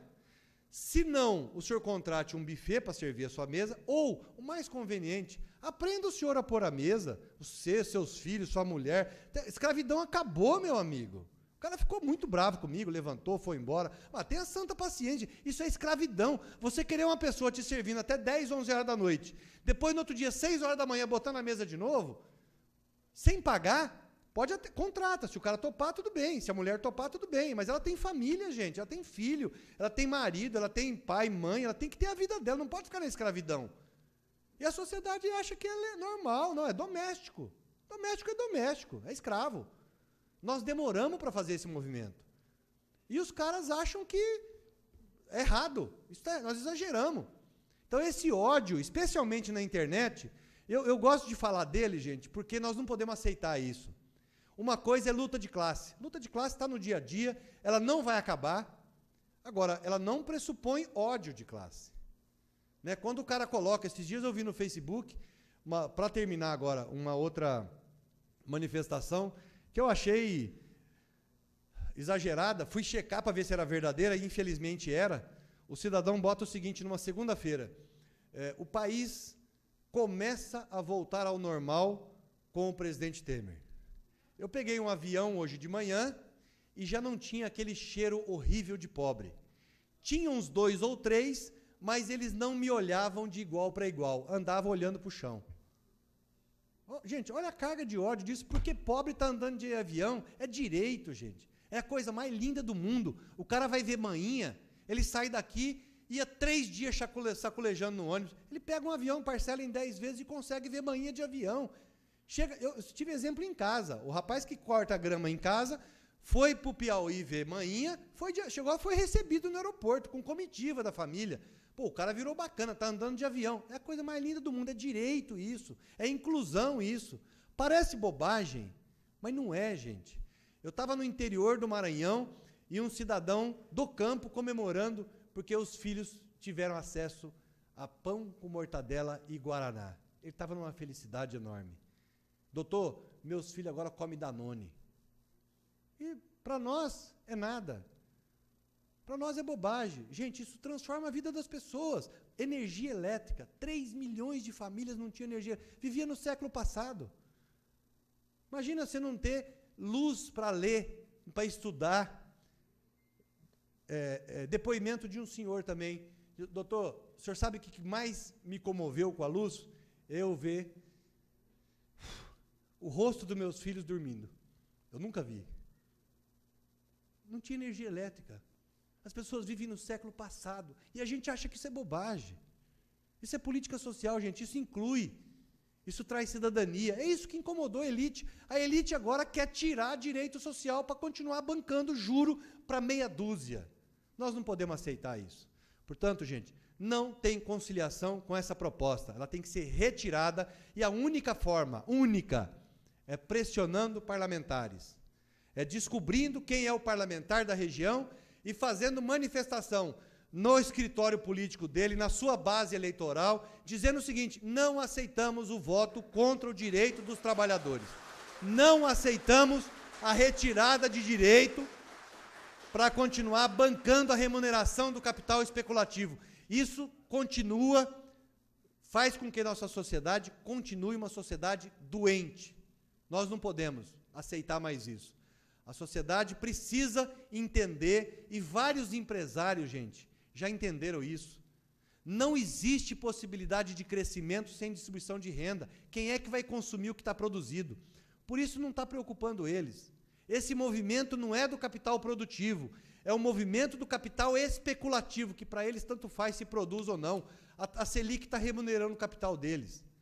O cara continua indo passar as férias 2, 3, 4 vezes por ano nos paraísos da Europa, enquanto o trabalhador vai ficar sem 13º, sem férias, sem salário e sem aposentadoria. É um sacrifício que o povo não pode aceitar. A gente tem que dizer não à reforma, não aceitamos o desmonte da Previdência Social. Obrigado, gente.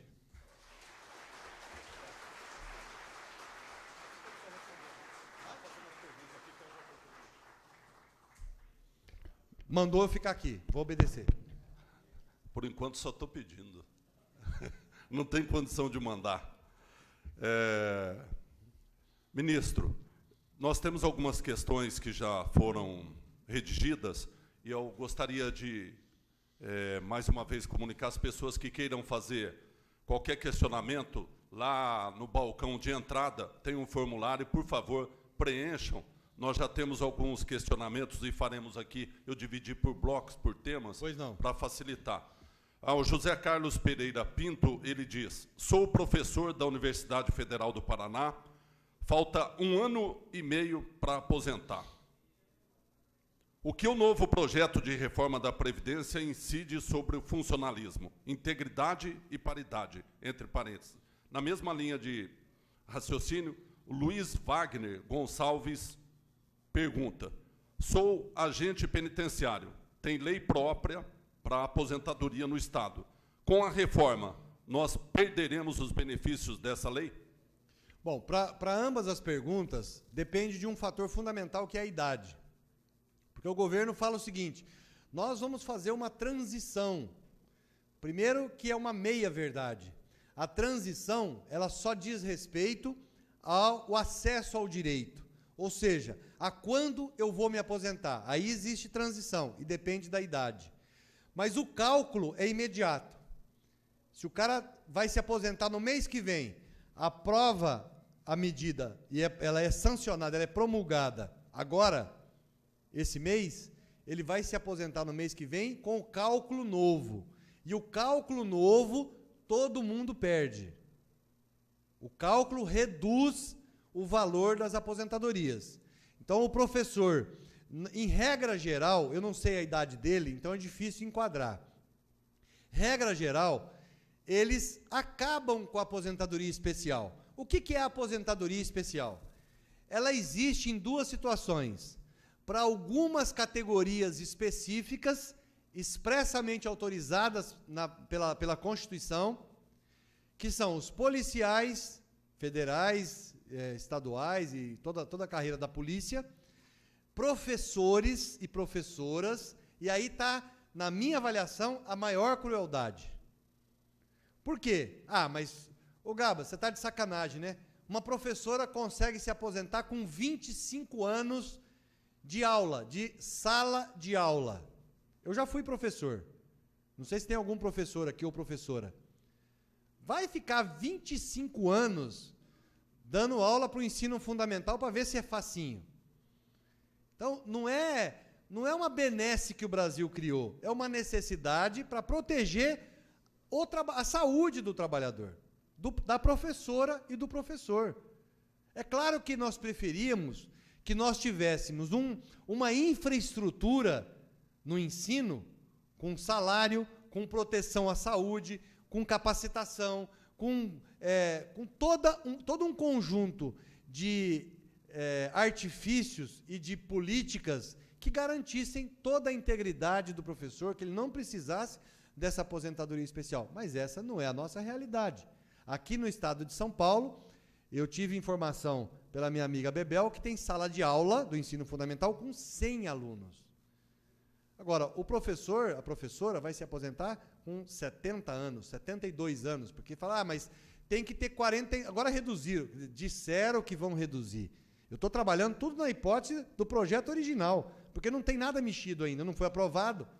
Qual é a intenção do governo? É aprovar aquilo. Então, 49 anos de contribuição, vamos colocar que uma professora ou um professor se formou aos 20, aos 21, porque tem que estudar para ser professor, não pode sair do ensino médio e já ser professor. Então, vai se aposentar com 70 anos, 72 anos. Aí você pega uma sala de aula com 100 alunos, com uma criatura de 72 anos dando aula. Não estou dizendo, não estou desmerecendo a capacidade de alguém de 72 anos, mas, gente, é cruel. É cruel com o professor, é cruel com essa criatura, seja homem ou seja mulher. Não é, isso não existe no mundo inteiro. O que eles estão querendo aprovar aqui não tem parâmetro no mundo. Ah, mas a Alemanha passou para 67 anos. Não é verdade.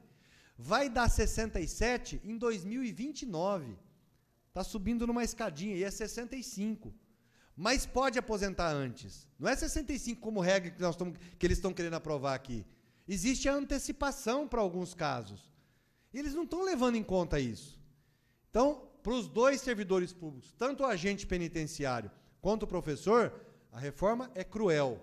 E as demais especiais, só para concluir, as demais especiais, aquelas onde tem agente químico ou biológico, que age deteriorando a capacidade física do trabalhador, que, vamos dar um exemplo, trabalhador de mina, trabalhador em exposição com raio-x, acaba isso. Por quê? Porque ele fala, não, vai poder ter as especiais.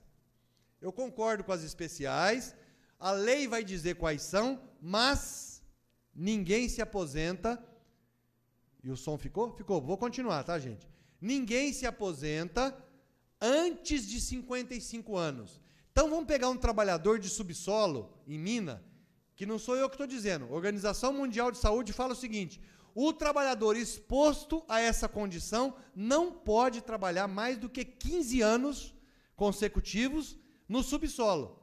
Ele morre. Então, só pode 15 anos. Se ele começar com 20, ele tem que se aposentar daquela função aos 35. São 15 anos. Ele vai até 55. Morreu antes. Então, a mesma coisa que não ter. Quando ele coloca 55 no mínimo, ele matou a aposentadoria especial. Matou do agente penitenciário que estava brigando para inserir. E aqui entre nós, eu nem sei se tem algum agente penitenciário. Ou a gente, ou nós, Estado, estou dizendo o nosso povo aqui, o Estado brasileiro, ou cria condições nas penitenciárias, ou o agente penitenciário vai ter que se aposentar antes. Vocês imaginam qual a tensão que vive um agente penitenciário? Sabe, eu conversei com várias pessoas da categoria deles, dos sindicatos, eles têm um alto índice de alcoolismo. O cara manguaça, bicho, ele não aguenta aquele troço, aquela pressão. Ele chega em casa, ele pumba, ou lá mesmo. Então, o índice de alcoolismo dentro dessa categoria é altíssima. Não é porque os caras são pinguço. É porque a tensão lá, você imagina o que é, rebelião atrás de rebelião. O cara é entre a vida e a morte todo dia. Ou cria condições para proteger, ou então o cara não pode ficar lá dentro mesmo. Você queria complementar a pergunta? Eu não sei se... Aí é o português que manda.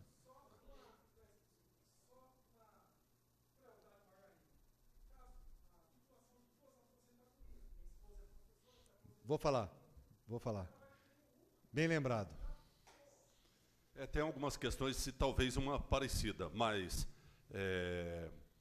questões relacionadas ao financiamento. Embora, me pareça, já tenha ilustrado bastante. Mas a pergunta, o rombo da Previdência existe? Seguridade Social, artigo 194, Constituição Federal, como é formada? Como incide o COFINS, PIS, PASEP, loterias, a cobrança da dívida ativa, o fim da TRU, e uma outra questão do advogado Valdevan Eloy de Góes. Hoje, vemos dois lados falando, um que há déficit na Previdência e o outro que não há déficit na Previdência. Afinal, qual posição é verdadeira? Que metodologia pode ser adotada para uma e para outra posição? Olha, essa resposta, gente, se tem déficit ou se não tem déficit, claro que dá para responder. Agora, o que eu quero perguntar é o seguinte, é preciso responder se tem déficit ou se não tem déficit? Quem é que criou a verdade suprema de que a Previdência tem que ser superavitária? Quem criou isso? Onde está escrito que ela tem que ser superavitária? A Constituição não fala isso. A Constituição fala o seguinte, a Previdência Social será financiada com contribuições dos empregadores, dos trabalhadores e do governo. Onde entra mesmo o governo nessa? Então, o que nós estamos fazendo é dando volta em volta de um problema que nós não criamos. Se usar os números que eles estão dizendo, vai apresentar um déficit, é verdade. E daí? E se apresentar o que nós estamos falando, dá superávit. Nem por isso eu ficaria tranquilo. Ainda que se admitisse que a Previdência, no ano de 2016, teve 11 bilhões, a Seguridade, desculpa, teve 11 bilhões de superávit, para mim não quer dizer nada. O que nós precisamos zelar? Nós precisamos zelar pelo equilíbrio da Previdência contributiva, essa sim tem cálculo atuarial. O que eu estou querendo dizer? Especialmente a Previdência urbana, seja do regime geral ou do regime próprio, ela precisa ter arrecadação suficiente para pagar os benefícios, hoje, e uma projeção futura que garanta o pagamento desses benefícios. Um caixa que acumule o dinheiro para pagar os benefícios. Como que eu faço isso? Tem cálculo atuarial. Eu consigo estabelecer qual é o perfil dos contribuintes, a idade média, a expectativa de sobrevida, quanto tempo vai viver e quanto vai receber em média. É possível fazer isso. Então, isso tem que ter, sim, garantia. É possível que se faça. Dá para a gente fazer. Agora, o que o governo está fazendo não é nada disso. Não guarda a relação. Ele está misturando as coisas. Aquela propaganda que o senhorzinho vai lá e fala assim, olha, eu quero garantir para eu comprar meu remédio, para comprar minhas comidas aqui, pode não ter. O governo do Rio já não está pagando os aposentados. Gente, que mistureba. Eu estou falando de regime geral, não estou falando de regime próprio. O governo do Rio quebrou, foi por outra coisa. Não foi por causa da Previdência. Então, eles misturam tudo.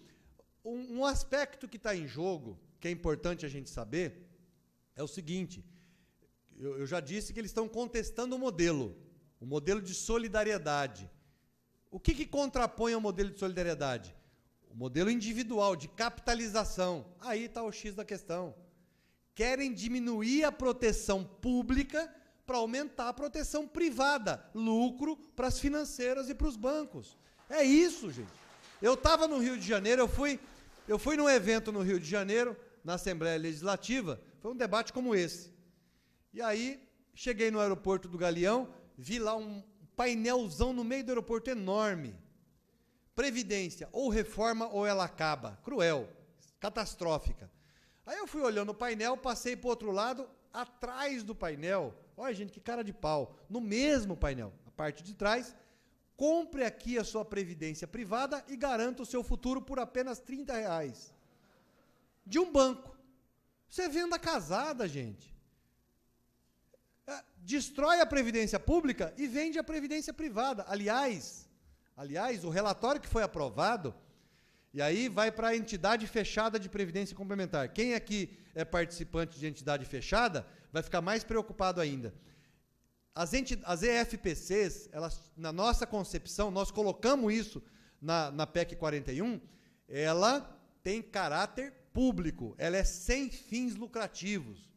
Então, a Caixa de Aposentadoria e Pensão, antigo nome, ou o Fundo de Previdência Complementar de uma categoria, vamos pegar a do Banco do Brasil, a do Banespa, que tinha o Banesprev, ela tem caráter público, ela não tem fins lucrativos, todo o resultado é para o próprio fundo.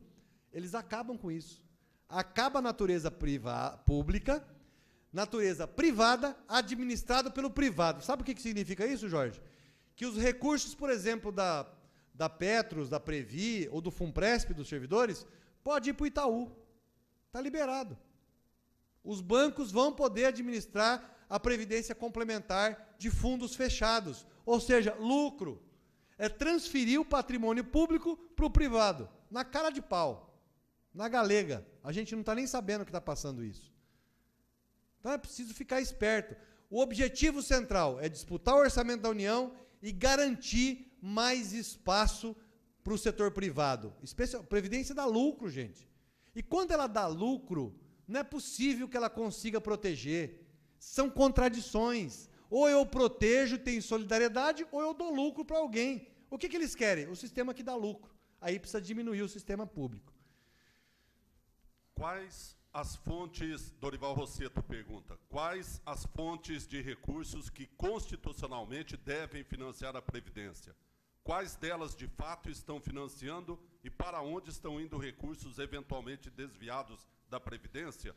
O senhor saberia informar sobre esses valores por ano? E, afinal, a Previdência é mesmo deficitária, como alega o atual governo golpista? Segunda questão, favor explanar de modo mais simples possível para facilitar o entendimento sobre as regras de transição.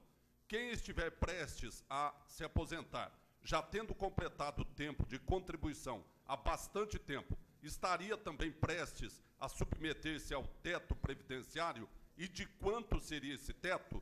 E, para finalizar, como ficou a questão de pensionistas que teriam que escolher entre uma pensão e seus próprios rendimentos, sendo ambos muito inferiores ao teto previdenciário? Nossa, é um conjunto de perguntas. Se escapar alguma, você me cobra, tá?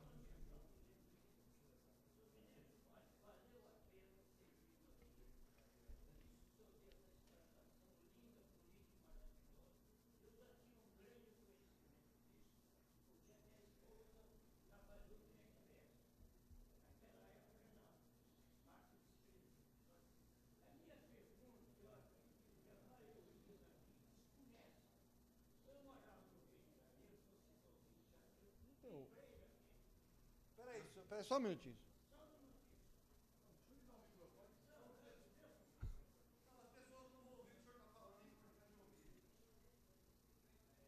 Eu lhe agradeço.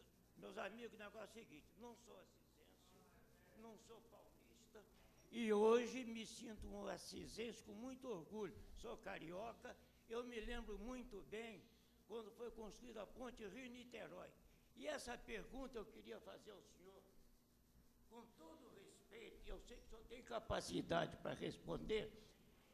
Diziam o seguinte, eu era moleque, que a ponte Rio-Niterói foi construída com dinheiro do INPS. Eu gostaria de saber se é realmente verdade ou não. E outra pergunta, a minha esposa trabalhou no INPS da agência de Assis, nos fins da década de 60. Ela aposentou e mais outras aposentadas entraram com uma ação na justiça que tinham direito de receber e o governo até hoje não pagou. Diz a secretária lá que isso não era assunto para ser discutido aqui. Mas eu achei tão bacana, tão espetacular, que o senhor está tendo a oportunidade de conversar com a pessoa que eu acabei de fazer 90 anos. Então, eu lhe agradeço de coração por essa atenção. E Deus que te abençoe e continua firme. É homem assim que nós precisamos no nosso país.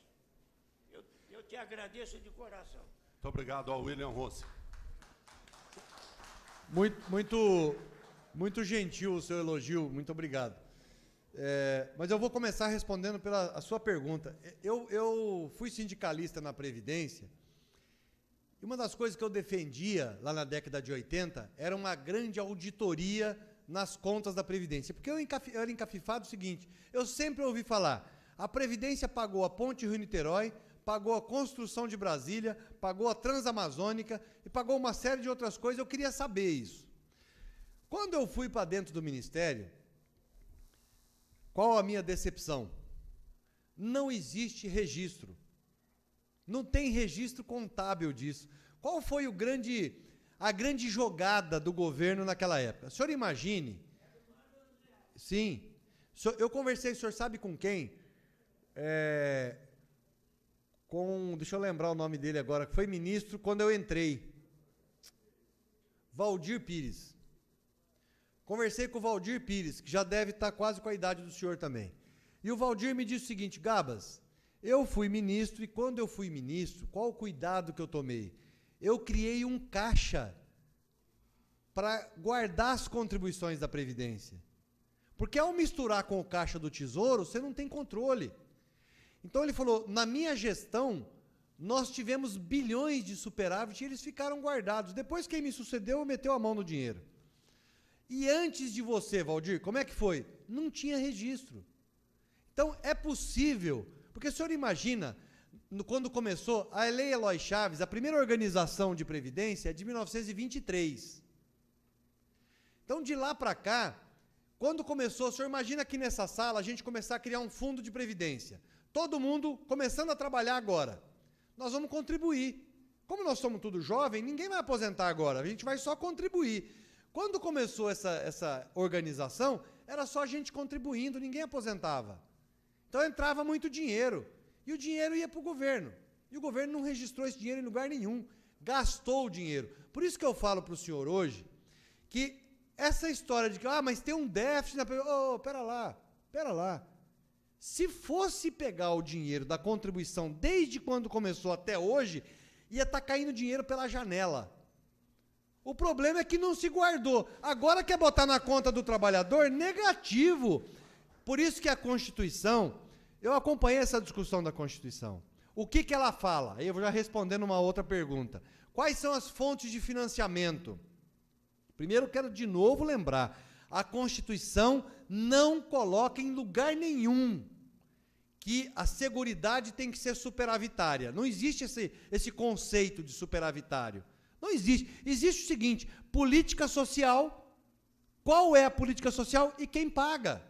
E a Constituição fala o seguinte, quem é que paga? O empregador, o trabalhador e o governo. Este é o conceito que está na Constituição, e a gente fica dando volta em volta do rabo, num problema que nós não criamos, que é de arrumar um superávit para a Seguridade Social, as favas, volta o dinheiro da contribuição lá do início do século, quando começou a Previdência, que sobra dinheiro.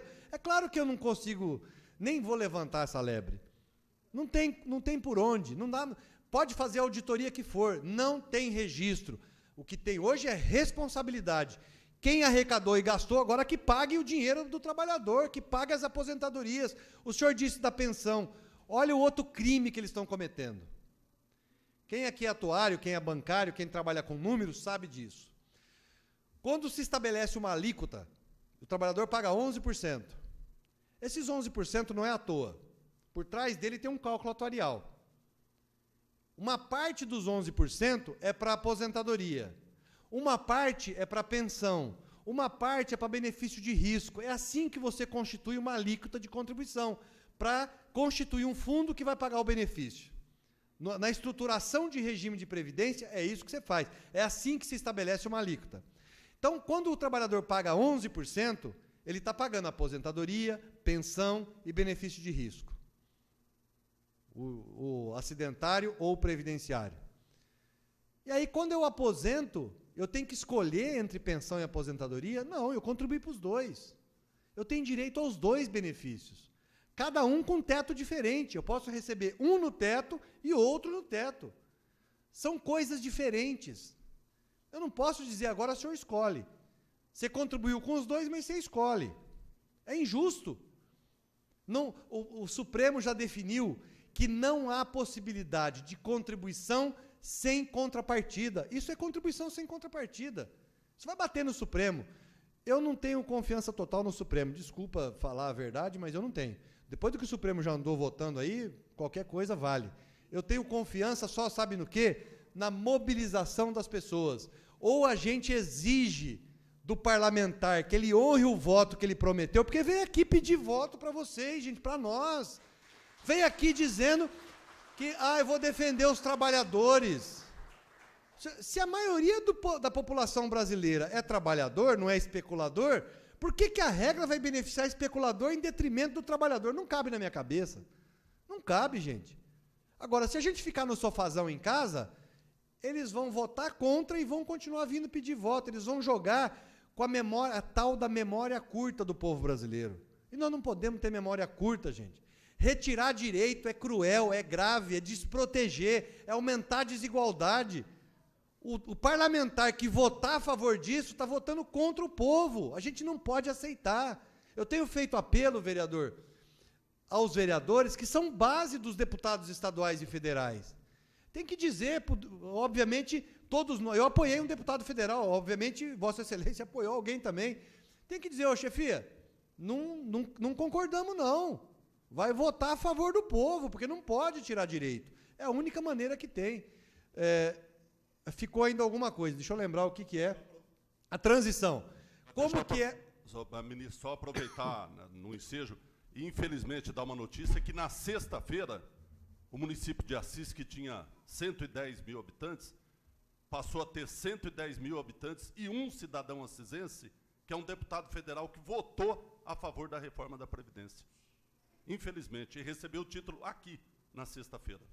Mas a pergunta é exatamente nessa linha de raciocínio. Estamos vivendo toda essa angústia porque temos deputados federais e senadores que não representam os interesses da maioria da população, embora tenham sido eleitos por esta grande parte da população. O ano que vem tem eleição. Vamos manter esse mesmo tipo de representante? É o questionamento. Aí eu queria dialogar com o companheiro Zezinho, né? A primeira coisa que a gente tem que exigir do próximo governo eleito, porque esse não foi eleito, reforma política.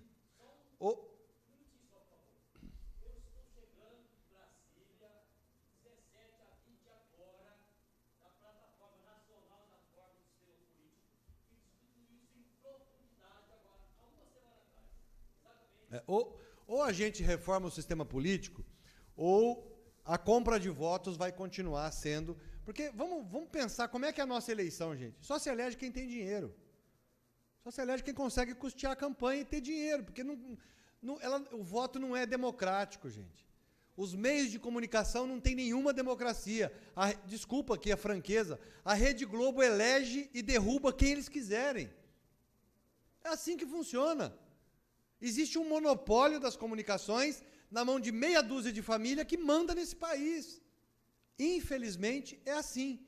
O seu Estado de São Paulo, a sua Folha de São Paulo, a Rede Globo, a Bandeirantes, os grandes meios de comunicação, aliás, não os grandes meios, os meios de comunicação grandes, tem diferença. Nós não temos grande meio de comunicação no país, porque não tem absolutamente nenhuma democracia e nenhuma transparência. Quando uma Rede Globo invade uma área pública, constrói uma mansão e não responde por isso, e não é penalizada por isso, e enquanto isso se derruba barraco de ocupação que dizem que é irregular, porque é pobre. Mas os bacanas que constroem área de proteção ambiental mantêm as mansões lá, porque é a Rede Globo. Eu vou até ser processado, mais um processo, que eu devo ter um zilhão, mas é verdade, está lá. Cadê o Ministério Público que não se manifesta, que está engavetado o processo? Esse é o problema. Há no Brasil uma estrutura política doente, podre. Precisa, seu Zé, uma reforma política urgente. Não tem democracia possível sem reforma política. Aí sim nós vamos ter eleição. Boa noite para o senhor. E obrigado pela gentileza.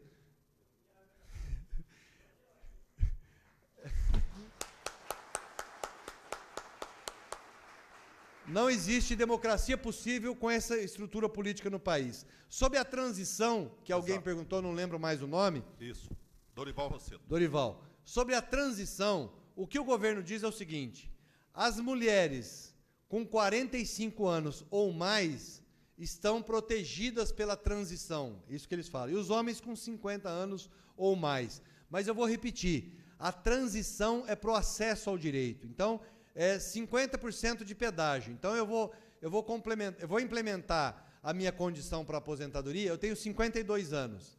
Faltam 10 para eu me aposentar. Eu vou ter que trabalhar mais 15, que é metade do tempo que falta para eu me aposentar. Essa é a transição. Tá? Quem não tem 50 anos, o homem ou a mulher 45, regra nova de acesso, de cálculo, vale para todo mundo. Então, como é que é calculada... Eu vou gastar um pouquinho mais de tempo. Como é que é calculada a aposentadoria hoje? Nós, no INSS, levantamos a situação de contribuição de todo mundo. Então, a mulher chega lá hoje com 60 anos. Como que é o cálculo dela? Eu volto a partir de julho de 94, quando a regra mudou. Então, de julho de 94 para cá, eu pego as contribuições dela. Vamos para arredondar, vamos supor que tenha 100 contribuições. Como é que eu faço o cálculo? Eu tiro 20%, eu tiro as 20 contribuições piores. Eu pego só as 80 melhores. Por que eu faço isso? Porque eu melhoro a média. Eu tiro os piores, fico com 80% melhores. E atualizo, este é o salário de benefício. O que o governo está propondo? Acaba com os 20%. Não é mais 20%. Então, a mulher com 30 anos de contribuição, aí não vou falar do fator, viu, gente? Nós começamos a acabar com o fator, mas o golpe veio antes. Mas esquece o fator. A mulher com 30 anos de contribuição, ela tem um salário de benefício, que é 100%. Ela vai passar a ter, a proposta original era 51, mais 1% cada ano de contribuição, que dá 49 anos. Então, cai de 100% para 51%. Agora ele está dizendo que vai ser 60% ou 70%, então, no relatório estão modificando. Eu não acredito nessas modificações. Como eu não confio na proposta, como eu não confio em quem elaborou, eu costumo dizer que quem elaborou está numa sala com ar-condicionado e não conhece o Brasil. Não sabe da realidade desse país, não sabe o que é previdência social, não sabe o que é seguridade social. Aliás, quem elaborou a proposta é funcionário de uma empresa privada de previdência. É isso. Tá lá, a denúncia foi protocolada na Comissão de Ética Pública e no Ministério Público. Então, quem escreveu a proposta trabalha para a previdência privada. Só aí já é para desconfiar, gente. Não é possível que a pessoa que propõe uma mudança no sistema de previdência geral seja funcionário da previdência privada. Aí é mais do que suspeito. Para mim é contaminado. Então, quem fez não conhece e brinca com o direito do trabalhador, para não dizer tripudia no direito do trabalhador. Porque essa história de transição é balela. Vai afetar todo mundo de maneira indiscriminada. Manda a próxima, português. A próxima é da Maria Aparecida. Em relação aos funcionários públicos estaduais, que têm paridade e integralidade, como ficam as novas regras a despeito dos 6 meses para adequação, que por enquanto não foi definido? Depois, no asterisco, os 44% da especulação financeira engorda somente os banqueiros? Não, gente, vou começar por essa. Quando eu falo os 44% da especulação financeira, claro que não é só para o banqueiro, para o dono do banco. Eu estou falando para o capital especulativo. Então, vamos pegar um empresário hoje, ele investe um dinheiro na produção, ele constrói uma fábrica, ou ele constrói um comércio, ou ele tem alguma coisa que movimenta a atividade, que emprega, e aí ele tem uma taxa de retorno. O mercado faz isso. As empresas, a depender da natureza da empresa, a depender do ramo de atividade, ela tem uma taxa de retorno. Então, o empresário normalmente faz um investimento e, em alguns anos, ele tem esse dinheiro retornado, com risco. Porque o mercado da produção, o mercado produtivo, tem risco. Aí, o que o cidadão faz? Pega o dinheiro, bota no banco, ele não tem risco nenhum. Ele tem a rentabilidade, o dinheiro de volta, sem sair de casa, no sofazão. É este cara que é remunerado pelo capital. Isso que a gente chama de capital especulativo. Ele tem aumentado cada vez mais, porque o empresário fala o seguinte: para que eu vou contratar empregado, ter dor de cabeça com a empresa, ter que produzir, ter que dar lucro, pagar imposto? Bobagem, põe dinheiro com a Selic dessa, põe dinheiro na especulação e eu fico em casa. É este o fenômeno que nós estamos criticando. Nós precisamos ter um parque produtivo que garanta alguma segurança para quem investe, para quem emprega, para quem paga salário, para quem gera renda e gera consumo. Esse é o ciclo virtuoso na sociedade. Nós estamos num ciclo vicioso. O cara tira o dinheiro da produção, fecha a empresa e põe o dinheiro no banco e fica em casa. Isso que é o mal da especulação. Então o dinheiro não vai só para o banqueiro, vai para o especulador também, é um conjunto de pessoas. Claro que os grandes especuladores são poucos, mas tem médios e pequenos também. Essa é a segunda parte da questão. A primeira é em relação ao funcionário público estadual que tem paridade. A paridade e a integralidade, gente, está bastante confusa na proposta. Eles estão alterando a cada tempo, tá? Mas como que está hoje? Eles dizem que vão respeitar a regra da emenda 41 e da 47. Mas eles revogam todos os dispositivos da 41 e da 47 em relação à integralidade e à paridade. E restabelecem depois uma regra de integralidade e paridade parecida com aquela. Agora, a gente não sabe, a intenção não é essa, viu, gente? A intenção não é ter nem integralidade, nem paridade, nem nada. Facão para todo mundo. Eles não são claros em como vai manter, viu? Não tem nenhuma clareza no texto em como vai manter. O fato é que a gente não pode ficar esperando qual texto vai ser aprovado. Nós não queremos que seja aprovado. Então, eu trabalho na tese original. A tese original é o seguinte: acabou a integralidade e paridade. Não tem mais para ser ninguém. Tem uma questão, na verdade não é uma questão, me parece ser uma opinião, então, já que é uma questão, se você compartilha. Estamos criando a segunda escravidão, a primeira foi a negra, agora é a geral. Olha, aí ele está falando da reforma trabalhista. A relação capital e trabalho, gente, é um tema que não é de agora. A relação capital-trabalho, ela vem dos primórdios da humanidade. A partir da Revolução Industrial, que se foi extinguindo a escravidão, estabelecendo a forma de remuneração do trabalho, existe essa discussão. Qual que é o mais importante? É o capital ou é o trabalho? As duas coisas, elas têm que estar... O capital sozinho não faz nada. E o trabalho sozinho também, sem dinheiro, sem salário, não funciona. Então, eu vou economizar, português. A minha concepção, ela não é aplicável agora. Eu tenho uma concepção diferente do capitalismo que está aí.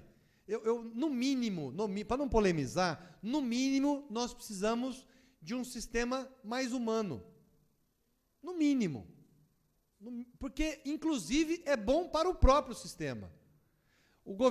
Os dois governos do presidente Lula, eles não tiveram absolutamente nada de socialistas. O presidente Lula fez um governo altamente capitalista, mas com distribuição de renda. É o que eu falo, é mais humano. Pelo menos você inclui as pessoas, distribui a renda, porque se a gente fosse falar de socialismo, era outra coisa. Não estou falando de socialismo real, viu, gente?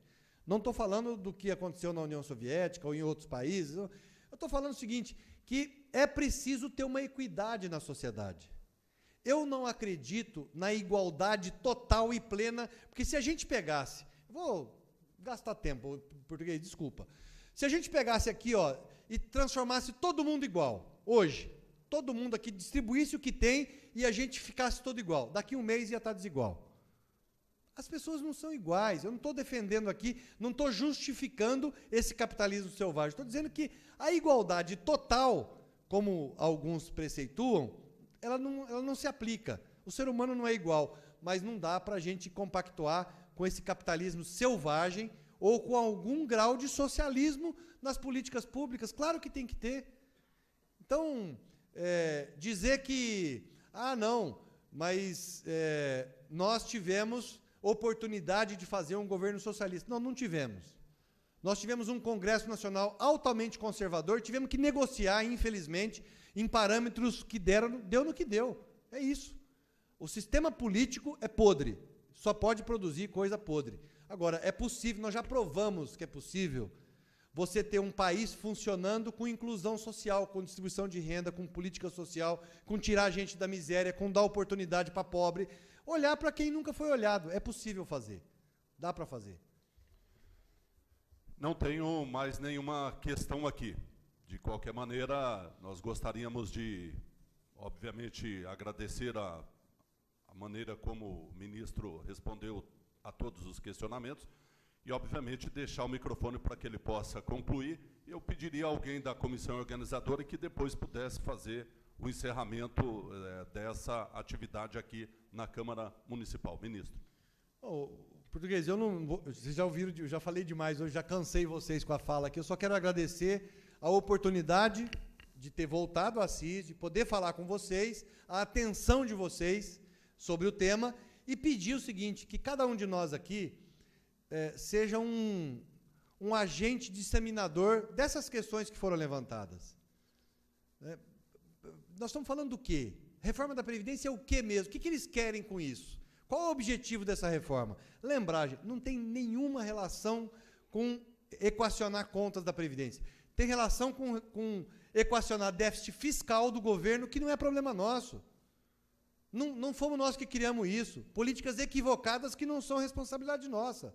Nós temos que exigir o direito do cidadão, que é a proteção social. O que eles estão fazendo é desmontar a proteção social. Que cada um de nós sejamos agentes disseminadores dessa pulga atrás da orelha. Quando as pessoas começarem a falar, e o pior, pior a gente ver pobre defendendo ataque a pobre. Aí é dureza. Então, é fazer a pergunta, meu amigo, minha amiga, para que serve o Estado brasileiro? Está servindo para quê? Para concentrar renda, para aumentar a desigualdade. Não está cumprindo a sua função. O Estado é para reduzir desigualdade, é para proteger, é para amparar a sociedade, é para incluir e é para distribuir bem-estar, e não concentração de renda, e não desigualdade, e não injustiça social.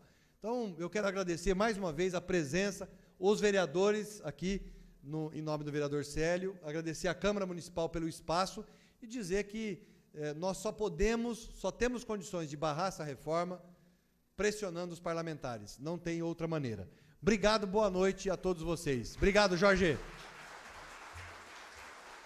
Muito obrigado ao ministro Carlos Gabas pela palestra, e a gente, em nome das entidades, sente que foi uma contribuição para as pessoas que vieram, ouviram e que, com certeza, acumularam conhecimento para poder continuar discutindo essa reforma ou essa demolição da Previdência aí fora. Muito obrigado a todos, muito obrigado ao Célio, quanto representante da Câmara, pela sessão, muito obrigado a todos pela presença.